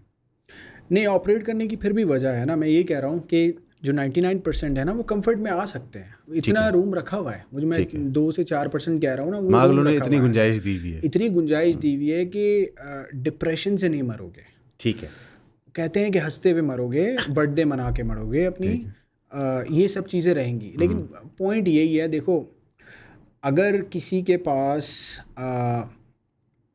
पुरानी सी बाइक है, बहुत पुरानी सी बाइक है, अब उसने ये मेक श्योर करना है कि मैं उसका ऑयल भी चेंज करूं, मेक श्योर करूं उसके ब्रेक सही चल रहे हैं और सब चीज़ें मेंटेन रखूं। और दूसरा मोड उसका ये है कि उसकी बाइक जंग में हो, मट्टी चढ़ी हुई हो और गंदी सी हो और उसको यूज़ कर रहा हो। हमारा पर्पस ये है कि बोलते हैं कि यार तुम्हारे जो मीन्स है ना, उसमें तुम उसको एक्सेलेंट बना लो। ठीक है, यानी अपनी बाइक का ऑयल चेंज करते रहो, मेक श्योर करो कि ब्रेक सही चल रहे हैं और साफ़ सुथरी है, खुशी से लाइफ जी सकते हो उस तरह। ठीक है। और अगर तुम ये सब आदतें मेंटेन कर रहे हो तो there may be a time 2 साल 3 साल 4 साल 5 साल में कि तुम गाड़ी ले लो। Okay. There may be a time. लेकिन अगर तुम्हारी उस बाइक में ही आदत इतनी ख़राब है तो ऊपर वाला भी देखता है ना, यार मैंने इसको जो दिया है उसमें ही ना खुश है, ना खुश है, ना जान मार रहा है ना। क्योंकि मेहनत है ना, लोग समझते हैं कि मेहनत एक टेम्पररी स्टेट है और उसके बाद रिटर्न ही रिटर्न है। मैं हमेशा जिम की मिसाल देता हूँ कि आप 10 साल बॉडी बनाओ अपनी और उसके बाद 2 साल छोड़ दो, फारिग हो जाते हो, फारिग हो जाते हो, ज़ीरो हो जाते हो बल्कि। इसका मतलब ऊपर वाला आपकी बॉडी के थ्रू आपको बता रहा है कि मेहनत is a consistent state of your body end of your mind. ठीक है। एग्ज़ाम के दिनों में बच्चा अगर एक जुमला एक बार पढ़ता है उसको आसानी से याद होता है, नॉर्मल सीजन में पढ़ता है याद नहीं होता, क्योंकि जब दिमाग रवां होता है ना, इट परफॉर्म्स बेटर। जब दिमाग रवां नहीं होगा तो it's gonna perform worst and you gonna feel कि you are not intelligent enough या यू आर नॉट प्रोडक्टिव, कुछ रिटेन ही नहीं कर पा रहे, रिटेन ही नहीं कर पा रहे। इसलिए ये बताना है कि मेहनत इज़ अ कंसिस्टेंट स्टेट। अब वो जो 99% और 1% वाली मैं जो बात कह रहा हूँ ना, सच भी तो बताना है ना यार। अब सारी मार्केट डिल्यूजन सेल कर रही है, ख्वाब सेल कर रही है, कोई एक तो आके सच बताए ना कि देखो। अच्छा मैं अभी चलो एक इंटरेस्टिंग फैक्ट बताता हूँ, मैं भी उस 99% में हूँ लेकिन मैं कंफर्ट में आ गया हूँ। ओके। तो ये भी हो सकता है कि उस 99% में ही कंफर्ट में आ जाओ। ठीक है। अच्छा मेरे अभी दोस्त मुझे बोल रहे होंगे जो एलिटिस्ट दोस्त हैं कि ये बंदा 99% में आ गया अचानक से, लेकिन 99% बहुत ब्रॉड है। आई थिंक 99% आप पावर स्ट्रक्चर की बात कर रहे हो कि लाइक मैं 99% के ब्रॉड वेल्थ के स्पेक्ट्रम में आ गया हूँ, पर जो 1% पावर स्ट्रक्चर है उसमें मैं शायद नहीं आया। बिकॉज ये मैं भी बिलीव करता हूँ कि पाकिस्तान में आप रह के काम करके मेहनत करके बिजनेस करके इतने पैसे कमा सकते हो कि you live a very comfortable life. लेकिन इधर एक प्रॉब्लम इनकाउंटर होती है, वो ये है कि मेजॉरिटी लोग जब हम काम भी करते थे और अब ये पॉडकास्ट भी कर रहे हैं, उनको get rich quick type schemes चाहिए होती हैं और मेजॉरिटी लोग मार्केट में यही बेच रहे होते हैं, this formula to become very. इसलिए मैंने आपसे पूछा है कोई गारंटी है, आपने कहा कोई गारंटी नहीं है। ना वो सरप्राइज कि आप इतने पब्लिकली कह रहे हैं जी कोई गारंटी नहीं है, मैं 2.5 लाख बंदे को नौकरी तो दे नहीं सकता, मैं छोड़ो ये मस्त नहीं दे सकता। और फिर जो आपने उससे अगली बात की 10 साल बॉडी वाली, वो तो डिक्टेट करता है कि भाई मरते दम तक आपने ऑपरेट करना है, मेहनत करनी है एक रिस्पेक्टेबल ज़िंदगी जीने के लिए। ये जब आप डील करते हैं जहाँ पे एवरेज माइंडसेट इसका बना हुआ है गेट रिच क्विक का, और आप दूसरा पार्ट पढ़ा रहे हैं, तो वो जो कन्वर्जन रेशियो होता है वो बुरा है अच्छा है क्या है? लोग ईजिली कन्वर्ट होते हैं इस मेहनत के पाथ पे या नहीं? बहुत मुश्किल है, बहुत कम लोग आते हैं। मैं इसलिए सरप्राइज था जब 2.5 लाख बच्चा आया ना मेरे पास, तो आई वॉज सरप्राइज्ड। क्यों आपने खुद कहा, मैंने कहा लाख हो जाएगा तो बड़ी बात है, जी 2.5 लाख तो है। हाँ आई वॉज सरप्राइज। मैं क्या, मेरी आईटी टीम सरप्राइज थी।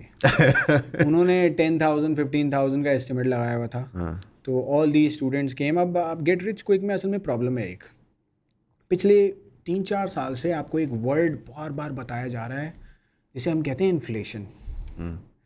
तो जो एवरेज माइंडसेट है ना, वो ये सोचता है कि दुनिया में रेस है इन्फ्लेशन और कितनी तेज़ी से तुम पैसे जमा कर लो उसकी। ठीक है। Does that make sense? Yes. So पहले ये वर्ड इतना ज़्यादा यूज़ नहीं हो रहा था। नोट करें कोविड के टाइम से ये वर्ड बहुत यूज़ बहुत पॉपुलर इन्फ्लेशन का, नॉमेनक्लेचर में। तो इन्फ्लेशन अगर एक बच्चे को हम बताते हैं कि इन्फ्लेशन आ रही है या इन्फ्लेशन आ गई है या इन्फ्लेशन बढ़ रही है, तो वो ये सोचता है कि कितनी जल्दी मैं पैसा जमा कर लूँ कि मैं ये इन्फ्लेशन की जो रेस है ना उससे जीत जाऊँ मैं। और इस बच्चे को हमें वो द ग्रेट डिप्रेशन के टाइम 1929 के टाइम से वाला ग्राफ दिखाना है इन्फ्लेशन का। हमें इस बच्चे को इन्फ्लेशन हमेशा है ना वो सिक्लिकल टाइप की है, it's upward direction but it's cyclical, ऊपर जा रही है लेकिन यूं अप डाउन रहती है। तो उस बच्चे को ये समझ नहीं आता कि यार जब तक तुम ग्रेजुएट कर लोगे, जब तक तुम एक नॉलेज अक्वायर कर लोगे, तो शायद इन्फ्लेशन स्टैग्नेंट रहे या थोड़ी सी नीचे हो जाए या थोड़ी सी ऊपर हो जाए। ठीक है। तो वो रेस इतनी ख़तरनाक नहीं है जितनी लोग समझ रहे हैं। ठीक है। इसका एक और एस्पेक्ट है कि अगर थर्ड वर्ल्ड कंट्री में रह रहे हो ना, तो अगर कराची का ले लें, मुझे पंजाब साइड का लोग जल्दी उठते हैं बेहतर, कराची का ले लें, 12-1 बजे से पहले बाज़ार नहीं खुलता। यहाँ पे जल्दी है। यहाँ पे रिलेटिवली जल्दी है, लेकिन यहाँ पे बंद भी जल्दी होता है। और यहाँ पे मैंने थोड़ा लेड बैक एटीट्यूड भी देखा है in terms of work with some people. मैंने लेड बैक एटीट्यूड देखा है। मैं तो होटल्स में रहता हूँ, तो मुझे वहाँ जो आपको सर्व करने बंदा आता है, जो बंदा आपका हेल्प होती है जो, उससे मुझे पता चल जाता है कि यहाँ कितना लोगों को हंगर है या कितना काम करने का वो है, रश है। यहाँ मैंने थोड़ा लेड बैक एटीट्यूड देखा। मेरा पॉइंट ये है कि अगर बंदा ये डिसाइड कर ले कि मैंने अपने हालात चेंज करने हैं, और ये डिसाइड कर ले कि मैंने दूसरे से ज़्यादा मेहनत करनी है, उसको कोई नहीं रोक सकता। ठीक है। और अगर बंदा ये डिसाइड कर ले कि अभी कोई बाहर से आएगा, जो आप नाम ले रहे हैं एक बंदे का, जो आके हमारी किस्मत बदल देगा, बेटा तुम्हारी किस्मत कोई नहीं बदलेगा, क्योंकि उसको तो तुम्हारे दर्द का पता ही नहीं है। किसी को यहाँ पे कोई आपका दर्द महसूस ही नहीं कर सकता, मैं भी नहीं कर सकता।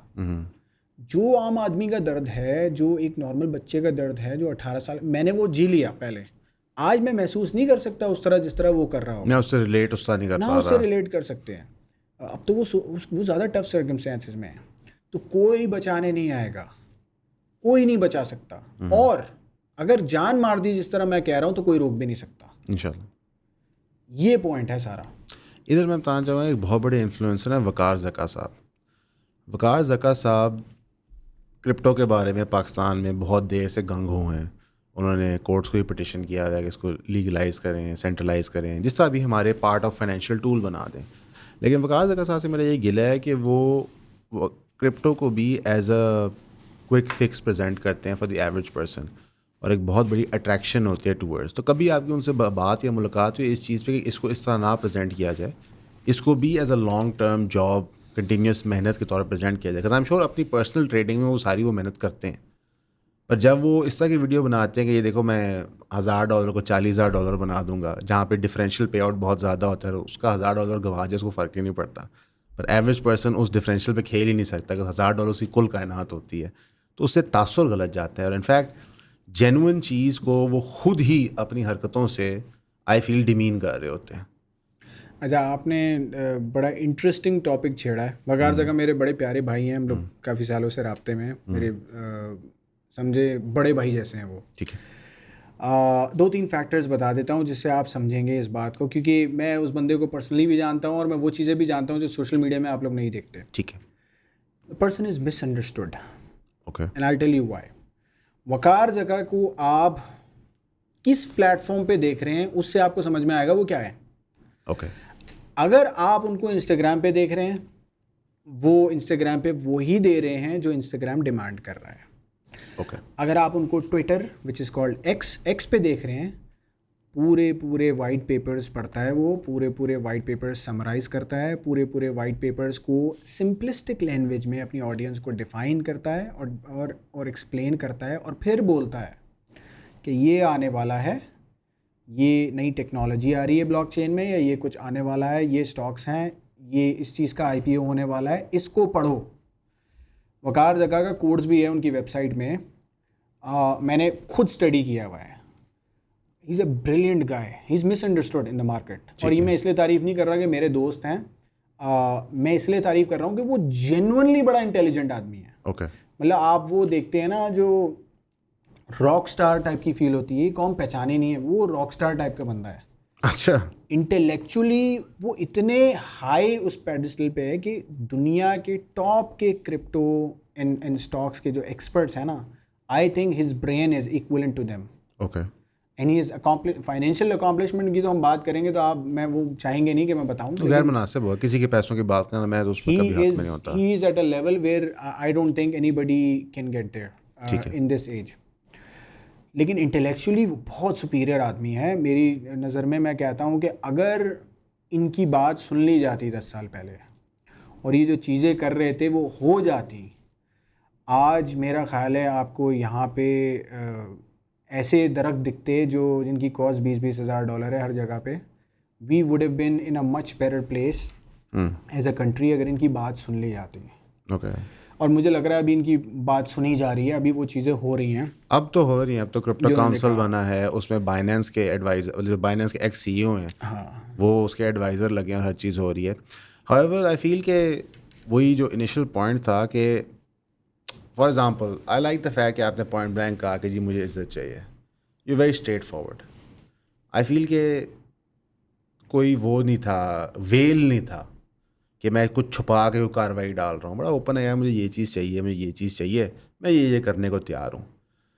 वकार साहब के साथ ये होता है कि जिस आपने कहा कि इंस्टाग्राम पे एक पिक्चर और है, स्नैपचैट पे और होगी, ट्विटर पे और होगी, फेसबुक पे और होगी, और उस तरह ऑडियंस को डील करते हैं। कभी कभार ऐसे महसूस होता है कि वो अपने ही प्रोडक्ट को डिमीन करते हैं। मैं इस चीज़ से ज़रूर इत्तेफाक करता हूँ कि जो पूरी कैपिटलिस्ट फाइनेंशियल सिस्टम का निज़ाम है वो क्रिप्टो ने बहुत सिंपली दुनिया को समझा दिया है। ये होता है बुल रन, ये होता है बेयर रन, ये चीज़ ऊपर जाती है नीचे आती है, और हर कारोबार में यही हो रहा होता है, और एक ट्रेडर माइंडसेट बन जाता है। लेकिन चाइना को देखते हुए पिछले 30-40 साल में ऐसे महसूस होता है कि ट्रेडर्स बनाने से बेहतर ये है कि मैन्युफैक्चरिंग इकोनॉमी ही बनाई जाए अगर लॉन्ग टर्म गेंस करते हैं।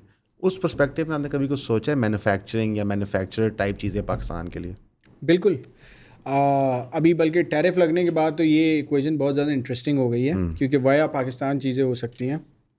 लेकिन ज़ाहिर है production manufacturing is the future, specially with our youth force and our labour. लेकिन वो 20 साल 25 साल टाइप के प्रोजेक्ट्स हैं, और हमारा जो आप बात कह रहे हैं ना कि कंसिस्टेंसी नहीं है एक चीज़ में, हाँ, तो मेरे जैसा आदमी भी घबराता है उसमें कि 20 साल 25 साल किसने देखे हैं, पाकिस्तान में पता नहीं क्या हो जाएगा, पता नहीं क्या हो जाएगा। और फिर ये डीलिंग विद, अभी आपने मुझे एक कहा था कि एक बिज़नेस में आपको 42 इदारों से डील करना पड़ रहा था, इस तरह ही। तो ये जो आप बिज़नेस की बात कर रहे हैं इसमें 402 इदारों से डील करना पड़ेगा। और unless I feel that I want to retire from what I'm doing and do this full time ठीक है। as a non-profit venture, again non-profit venture, मैंने ये सोचा है कि अच्छा काम जब भी करना ना तो वो क्लियरली करना कि नॉन प्रॉफिट है, यानी उधार जब भी देना इस दिमाग से देना कि वापस नहीं मिलेगा। हाँ, बैड डेट ही है। हाँ, तो मैं अगर उस स्टेज पे आया, उस एज पे आया जब मैं सोचता हूँ कि यार मुझे छोड़ देना है अब सब कुछ और मुझे अभी as a non profit venture करना है, फिर सोचेंगे इसके बारे में। ठीक है। आज के लिए लोगों को किसी और की तरफ देखना पड़ेगा। नहीं, दैट्स फाइन। आई थिंक ये फेयरली रीजनेबल है, स्पेशली जब बंदा अपने खुद पैसे खर्च कर रहा हो कि यार मैं पैसे खर्च करके एक इमीडिएट रिलीफ तो क्रिएट कर सकता हूँ, लेकिन 25-30 ईयर लॉन्ग टर्म रिलीफ का पता नहीं इस करंट पॉलिटिकल एनवायरनमेंट के अंदर। आई फील कि एक फेयर असेसमेंट। हालांकि मुझे कॉन्फिडेंस दिया गया है इस चीज़ का भी जो आप कह रहे हैं यहाँ से, मैं लेट मी रीइटरेट दैट, मुझे बहुत क्लियर अल्फाजों में कॉन्फिडेंस दिया गया है कि ये आपको करना चाहिए, हम आपके साथ हैं and let's do it. But obviously इंसान बहुत सारे ओपिनियंस लेता है, बहुत सारी गारंटीज़ लेता है और अपनी असेसमेंट करता है कि I have come to this conclusion today, it can change, maybe it changes, maybe आप मुझे 6 महीने बाद मिलें और मैं वाकई में कर रहा हूँ किसी चीज़ में लगा हुआ हूँ। अल्लाह करे। देखें, कोई भी बंदा जो पाकिस्तान के लिए कोई चीज़ करता है, जो लोगों के लिए रिलीफ करता है, हम तो उसको वेलकम करते हैं। मैं तो समझता हूँ कि बहुत अच्छी चीज़ है, स्पेशली जॉब क्रिएशन के पर्सपेक्टिव से या सेल्फ सस्टेनेबिलिटी के पर्सपेक्टिव से। कोई भी बंदा कुछ करता है तो मुझे उसमें कोई दिक्कत नहीं, अच्छी बात है। बना देता हूँ मैं भी एक फूड राइडिंग ऐप।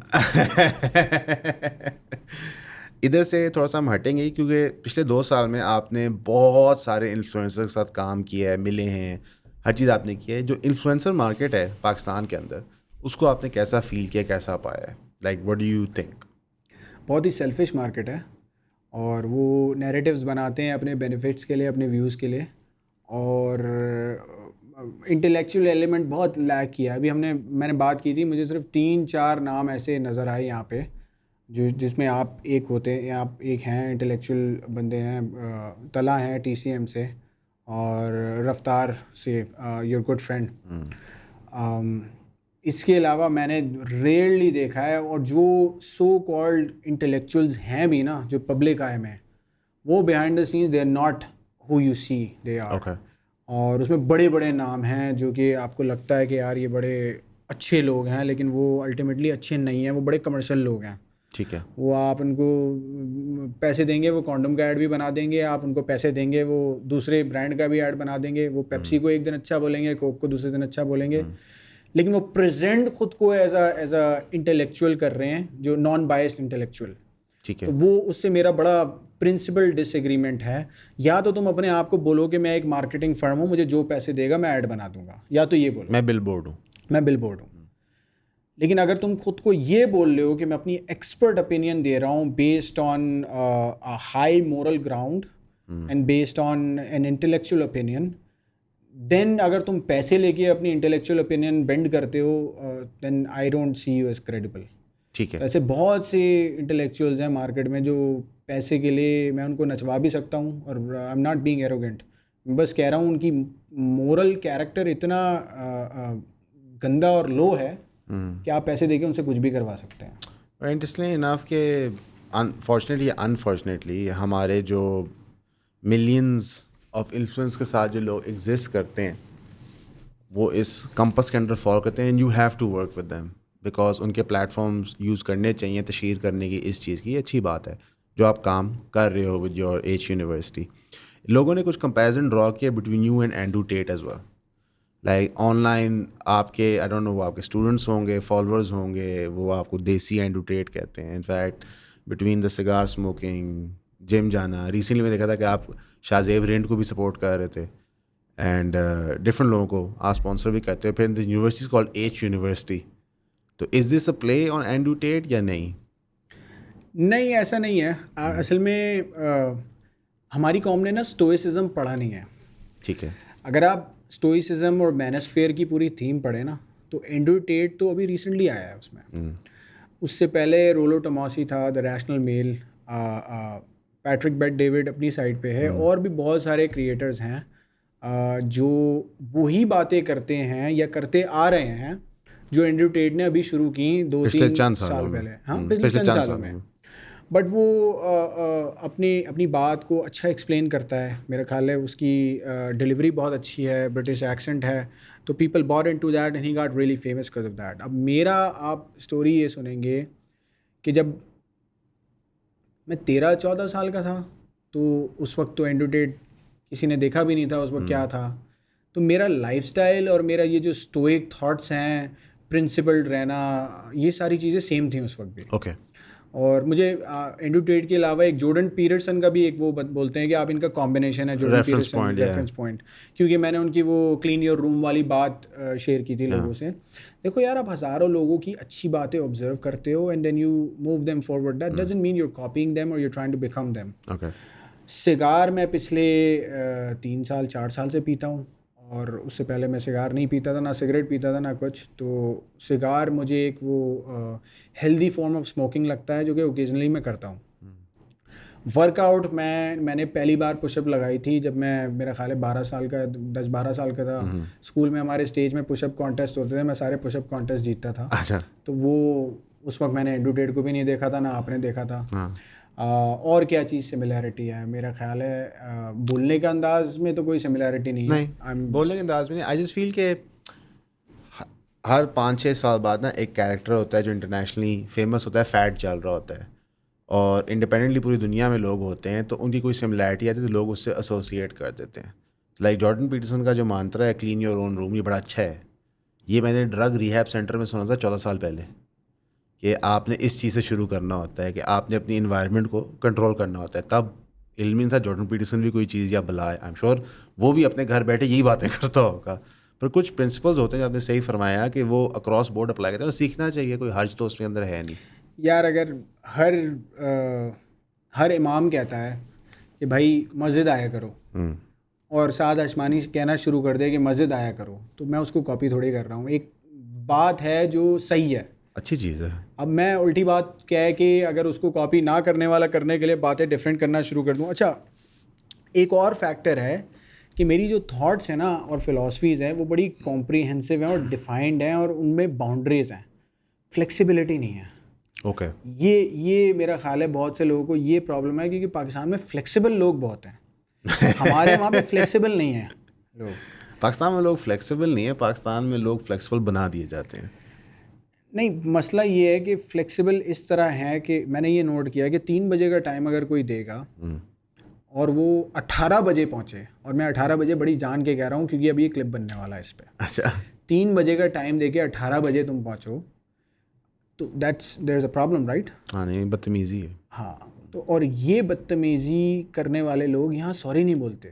प्रॉब्लम ये है, परवाह नहीं करते। ये आपका मेरा एक टाइम डिसाइड हुआ था, हाँ मुझे 2 घंटे पहले पता चल गया कि हमारा टाइम चेंज होने वाला है बिकॉज ऑफ PSL और ये जो इवेंट्स जो रूट लगा होता है हाँ, उसकी मैंने वजह आपको कर्टेसी मैसेज किया और मैं उससे पहले ही पहुंच गया। से। आई थिंक आपने पहले वाले टाइम से शायद 15 मिनट बाद पहुंचे थे। जी, तो क्योंकि मैं इसको वाकई बदतमीज़ी समझता हूँ।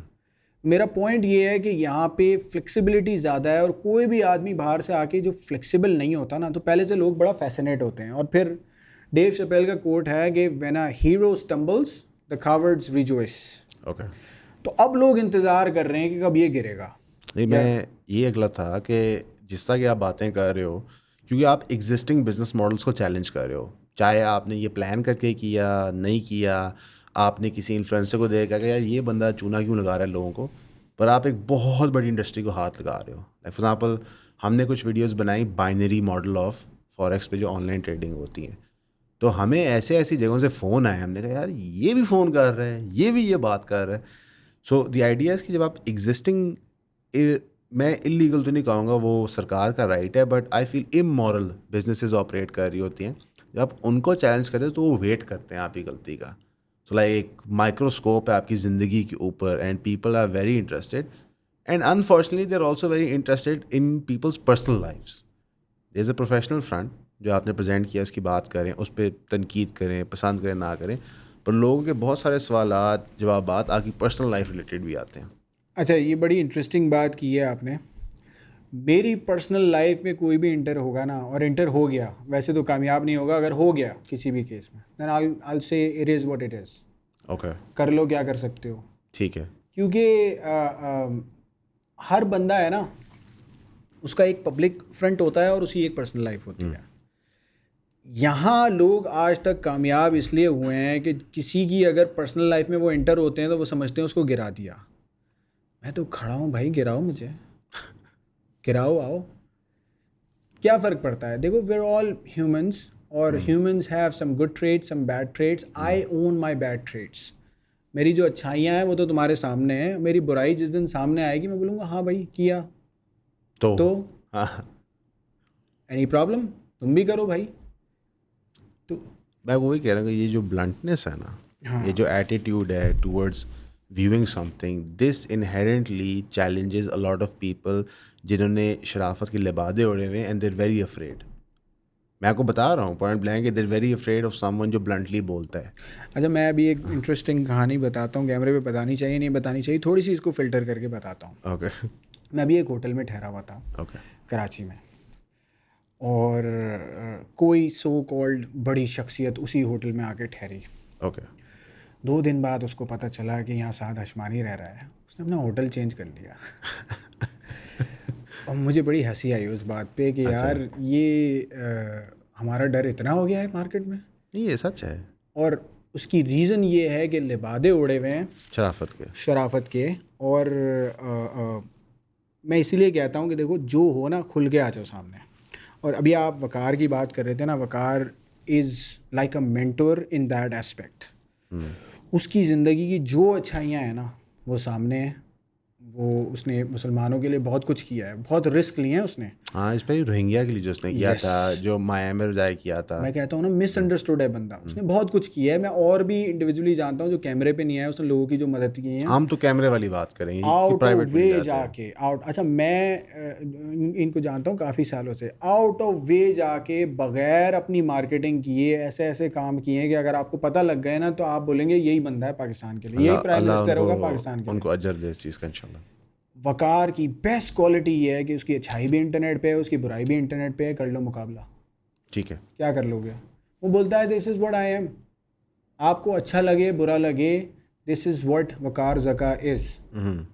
तो मैं उसको अप्रिशिएट करता हूँ इस बात पे, क्योंकि हज़ारों लोग मुनाफिक हैं बाहर। भाई एक बंदा मुनाफिक नहीं है, उसकी अच्छी साइड देख लो। और मैं बार बार वकार की तारीफ़ इसीलिए कर रहा हूँ कि he is misunderstood. I feel ये असेसमेंट भी फेयर है, but on this particular thing क्या कहते हैं कि यार owning your mistakes, there is a difference between saying कि ये मेरे से गलती हुई है, मैं दोबारा नहीं करता है गलती, पर एक बचगाने मिस्टेक हो गई, and there is a difference between saying कि इस लाइफस्टाइल को मैं अस्क्राइब करता हूँ। मेरा जो इवन इन दिस केस है, मैंने बहुत सारी ज़िंदगी में गलतियाँ की और पब्लिकली हम उसको डिस्कस करते हैं, पर वो चीज़ें मैं अब नहीं करता। तो मैंने लाइक आप moral lessons learn along the way करते हैं, बट आई ऑल्सो फील के एक ढिठाई इंसान में नहीं होनी चाहिए कि मैं एक चीज़ कंटिन्यूसली गलत कर रहा हूँ और अगर मुझे उस पर कॉल आउट हो रहा है तो मैं उसको ढीठों की तरह डिफेंड कर रहा हूँ। इन दिस डिस्गाइज क्या कहते हैं कि कम से कम मैं हिपोक्रेट तो नहीं हूँ, बिकॉज बहुत सारे लोग आपसे इन्फ्लुएंस होते हैं, फ्रॉम वकार हो सकते हैं, आपसे हो सकते हैं, फ्रॉम डकी या रजब बड़े किसी से भी हो सकते हैं, दैट हैज़ सिग्निफिकेंट इन्फ्लुएंस। आपने बड़े ये इंटरेस्टिंग कमेंट दिया है, इसका मैं जवाब आपको देता हूँ फ्रॉम माय साइकोलॉजी। जो कि अभी आपने कहा ना कि यार आप तो कह रहे हो हाँ किया, तो ये भी गलत है। देखें, इंटरनेट पे है ना बहुत सारी पर्सनालिटीज़ ऐसी आई हैं जिनकी अपॉलॉजी वीडियोज़ हैं ऑनलाइन। हाँ, इंटरनेट पे बहुत सारी ऐसी पर्सनालिटीज़ आई हैं जो गायब हो गई हैं कोई स्कैंडल आने के बाद, कोई Yeah. प्रॉब्लम आने के बाद। और इंटरनेट पे और अमेरिका की प्रेसिडेंट की कुर्सी पे एक ऐसी शख्सियत है जो सॉरी नहीं बोलता, अनअशेम्डली जस्ट जो बोलता है किया। देखो, दुनिया का ये प्रॉब्लम है कि उसको बहादुरी बहुत सेक्सी लगती है। आई मीन नेचुरल है। दुनिया का ये प्रॉब्लम है कि उसको रूथलेसनेस बहुत अट्रैक्ट करती है। जो ये अल्फा मेल वाला आप देख रहे हैं, apex predator type mindset, predator mindset, किया भाई शैतान भी मैं हूँ और फरिश्ता भी मैं हूँ।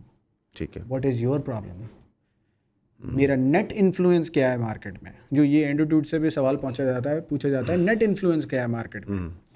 अगर आप जब मेरी बुराई पॉइंट आउट करोगे ना, तो मुझे अपने दिमाग में ये पता है कि इसने अगर मेरी अच्छाई बयान कभी की ही नहीं और आज सिर्फ बुराई में आके शोर मचा रहा है, तो इसका मोटिव कुछ और है। He was waiting.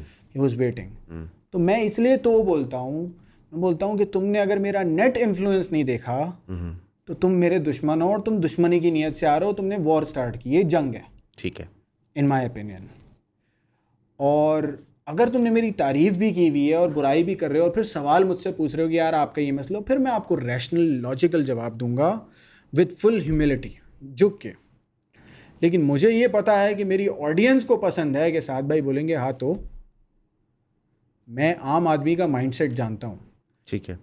तो अगर जंग वाली बात होगी तो जंग वाला जवाब होगा, रैशनल क्वेश्चन होगा with reason. I am a very reasonable guy. बोल देता हूँ सॉरी। No, it's true। क्या कहते हैं, इवन बिफोर जब हम पॉडकास्ट बात कर रहे थे तो there was nothing conversation that was unreasonable. Even right now for example I personally feel के अपॉलॉजी करना बुरी चीज़ नहीं होती, this is my personal opinion. और पब्लिकली भी करना कोई बुरी चीज़ नहीं होती if you have publicly done something. For example हम रोज़ न्यूज़ रिपोर्टिंग कर रहे होते हैं, 2 दफ़ा हमसे गलती हुई है, वी रिपोर्टेड इनकरेक्टली। तो नेक्स्ट डे हमने उसकी रिव्यू की वीडियो बनाई गया, दिस वाज इनकरेक्ट, ये असल में ऐसे नहीं ऐसे था, इस वजह से ये चीज़ इनकरेक्ट थी and we apologise for it. In both instances people message me and called, ये तुमने क्या कर दिया, लोग सुनेंगे नहीं। हम लाइक यार मुझे नहीं मैटर करता लोग सुनेंगे कि नहीं, मुझे मैटर करता कि मैंने झूठ नहीं फैलाया। उसी तरह फॉर एग्जांपल लेट्स से ये लोगों को पता चलता है कि किसी ज़माने में मैंने चर्स पी थी, ठीक है, तो मैं बताऊँगा हाँ यार मैंने पी थी, ये वजूहात थे, नहीं पीनी चाहिए, it is not good for you, शरई तौर पे हराम है। तो मैं वैसे शर्माऊँगा नहीं, मैं बता दूंगा quite clear and openly. And then there is the mindset that people do appreciate कि जनाब हाँ तो, बट दैट हाँ तो आई फील का एक लार्जर नेगेटिव कॉन्सिक्वेंस हो सकता है। But I agree with you कि जो बंदा ये सवाल पूछ रहा है वो किस तरह पूछ रहा है बहुत मैटर करता है। If is creating a got you moment तो then you need to shut him up.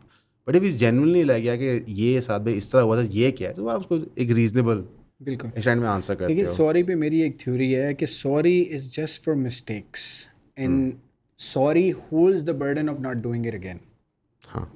हाँ तो वाला मोमेंट जब होता है, जब इंसान बोलता है कि यार ये मेरी ज़िंदगी है और ये इंस्टेंस मोर देन वंस हुआ है, अब मैं आज आके तुम्हें सॉरी बोलूँ तो मैं सॉरी पकड़े जाने पे कह रहा हूँ। सॉरी इसलिए नहीं कह रहा कि आई एम सॉरी। समझ गया। तो सॉरी का यूज़ ही बड़ा गलत होता है हमारी सोसाइटी में, मिसअंडरस्टैंडिंग है हमारी। मिसअंडरस्टैंडिंग है। सॉरी तो हमने एज अ टूल रखा हुआ है ना, अपने आप को प्रोटेक्ट करने के लिए। तो मैं तो इतना ब्लंट हूँ, आप जो कह रहे हैं मैं बड़ा ब्लंट हूँ, तो मेरी नहीं, मुझे मज़ा आ रहा है मेरी यहाँ भी ब्लंटनेस अप्लाई हो रही है कि मैं सॉरी नहीं बोलूँगा क्योंकि आई am not sorry. If I am sorry तो मैं वो चीज़ छोड़ चुका हूँ। जब मैं छोड़ चुका हूँगा फिर तो आपको पता भी नहीं लगेगा।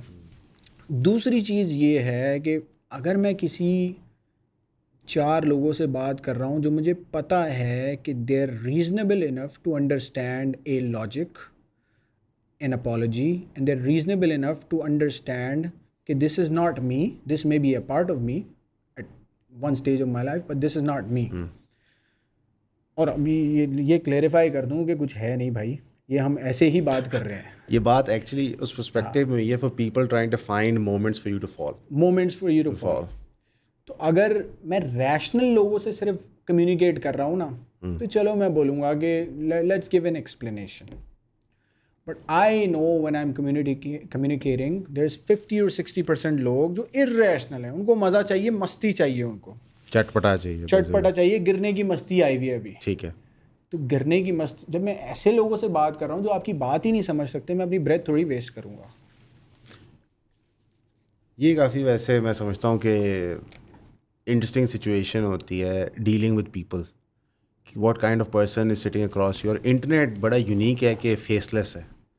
सो आई रिमेंबर कि जब हमने ये काम शुरू किया तो my younger brother Aman red negative comments like भाई ये क्या कह रहे हैं, लाइक भाई ये क्या, लोग इससे और भी बुरा कहेंगे, लोग अच्छा भी कहेंगे, इट इज़ इम्पॉसिबल जब तक कोई सामने आके बात ना करे। एंड आई फेल्ट कि एक्चुअली वन इंसिडेंट, एक बंदा था वो हमें गालियाँ देता था अंडर आवर कमेंट सेक्शन, उसने इनबॉक्स में भी गालियाँ देनी, उसको हमने दफ्तर बुला लिया। अच्छा, ओके यार तू आ जा तुझे, और उसको प्रिंसिपल डिफरेंसेस थे हमारी कुछ बातों से, it wasn't just like random आ गया बट जनरली। तो जो दफ्तर आया एंड वी मेट हिम, सही है। He found us reasonable, we found him reasonable, और बड़ा एक अच्छा गुफ्तगू हुई and we became friendly. Software update तो नहीं किया आपने? No, nothing like that. It was just a question of, so he basically had a problem कि हम पाकिस्तानी गवर्नमेंट को किस तरह परसीव करते हैं आइडियल स्टेट में, and he believed in a secular government, we believed क्या कहते हैं इन इस्लामिक रिपब्लिक, और हम कहते हैं इस्लामिक रिपब्लिक ऐसी होनी चाहिए। एंड देन हमने sat and we talked about it, there were some reasonable things he said, some reasonable things we said, and we came to a mutual understanding, और एक रिस्पेक्ट का रिश्ता कायम हो गया। And what I understood is कि internet ऐसा जानवर है कि जब आप फेसलेस कीबोर्ड पे होते हो तो यू आर लाइक, ना अगला बंदा इंसान है ना मैं इंसान हूँ, हम एक और ही स्टेट में ऑपरेट कर रहे हैं मेंटली। और जब वही लोग आपको आगे सामने मिलते हैं, very reasonable, very understanding and willing to learn and accept. मेरा जो आखिरी सवाल है आपसे ये है कि एज द इंटरनेट ग्रोज और एक्सपैंड करेंगे, जब भी कालबन 8.25 करोड़ लोग हैं पाकिस्तान जो इंटरनेट एक्सेस रखते हैं और उसको रेगुलरली इस्तेमाल कर रहे हैं, internet as a learning tool, क्योंकि एच यूनिवर्सिटी का पर्पज़ है फॉर पीपल टू अंडरस्टैंड कि internet is a learning tool. Internet as a learning tool, आपको क्या लगता है कि एच यूनिवर्सिटी कहाँ तक जा सकती है in terms of volume? Like अभी आप 2.5 लाख लोग करें out of potential 8.25 crore people are using it, and it's not far जब तकरीबन आप कह लें 15-20 करोड़ लोग इंटरनेट इस्तेमाल करेंगे। So is H university the end, या इसके बाद भी कुछ है? अच्छा, H university as a learning tool मुझे लगता है अभी 20% ऑफ इट्स पोटेंशियल भी नहीं पहुंचा। Okay, I tell you why. जिस दिन एच यूनिवर्सिटी लॉन्च हुई उसके अगले 3-4 महीने अगर कोई और होता तो वो छोड़ देता एच यूनिवर्सिटी को, because I was going through some circumstances in my personal life, my family life. Okay, तो मैं कंसिस्टेंट रहा उस पर बिकॉज मैंने एक जिम्मेदारी ली हुई थी और अब वो ईगो पे बात आ गई थी और बहुत बड़ा काम भी हो रहा था उससे। अभी एच यूनिवर्सिटी को मेरे वीक के 1 से 2 घंटा लगता है मेरा पर्सनल, और अगर मैं 10 घंटे देना शुरू कर दूं तो मुझे पता है कि ये मल्टीप्लाई बाय 5-6 हो जाएगा। ठीक है। नंबर 2, नेक्स्ट स्टेप क्या है? नेक्स्ट स्टेप मेरे जहन में तो एक एक्विटी फर्म था जो कि एच यूनिवर्सिटी का स्टूडेंट जो इतना एम्पावर हो गया है, जो $500, $200, $3000 अर्न कर रहा है, मुझे लगता है वो इतना केपेबल है कि वो हर महीने $20, $10 स्पेंड कर सके as an investment to create something like a private equity. Okay, और उससे आपकी वो वाली बात होती है कि क्या हम 2 लाख 2.5 लाख लोगों के लिए जॉब्स क्रिएट कर सकते हैं, उस तरफ आ सकते हैं। तो वो डायरेक्शन विजन है एक, मे बी 4-5 ईयर्स लंबा विजन है, लंबा गोल है, और बहुत रियलिस्टिक गोल है।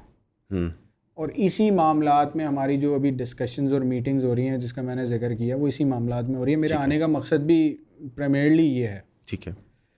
तो दुआ करें, और हम लोगों से भी दुआ की दरख्वास्त करते हैं। नहीं, ये तो सबको दुआ करनी चाहिए भाई। कोई भी बंदा मुल्क में जॉब क्रिएशन, वेल्थ क्रिएशन की अटेम्प्ट करे, उसको वेट करें, वेरीफाई करें, उसका ट्रैक रिकॉर्ड देखें, उस पर जितनी रिसर्च कर सकते हैं करें, ताकि आप रियल और फ्रॉड के बिटवीन पहचान कर सकें।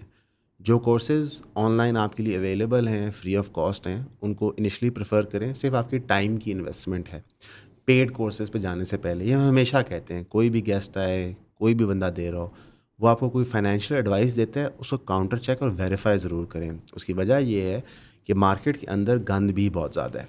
साद भाई, आने का बहुत बहुत शुक्रिया, जज़ाकल्लाह खैर। अल्लाह आपको कामयाब करे इंशाल्लाह। Very nice to meet you. Thank you so much भाई। अस्सलाम वालेकुम।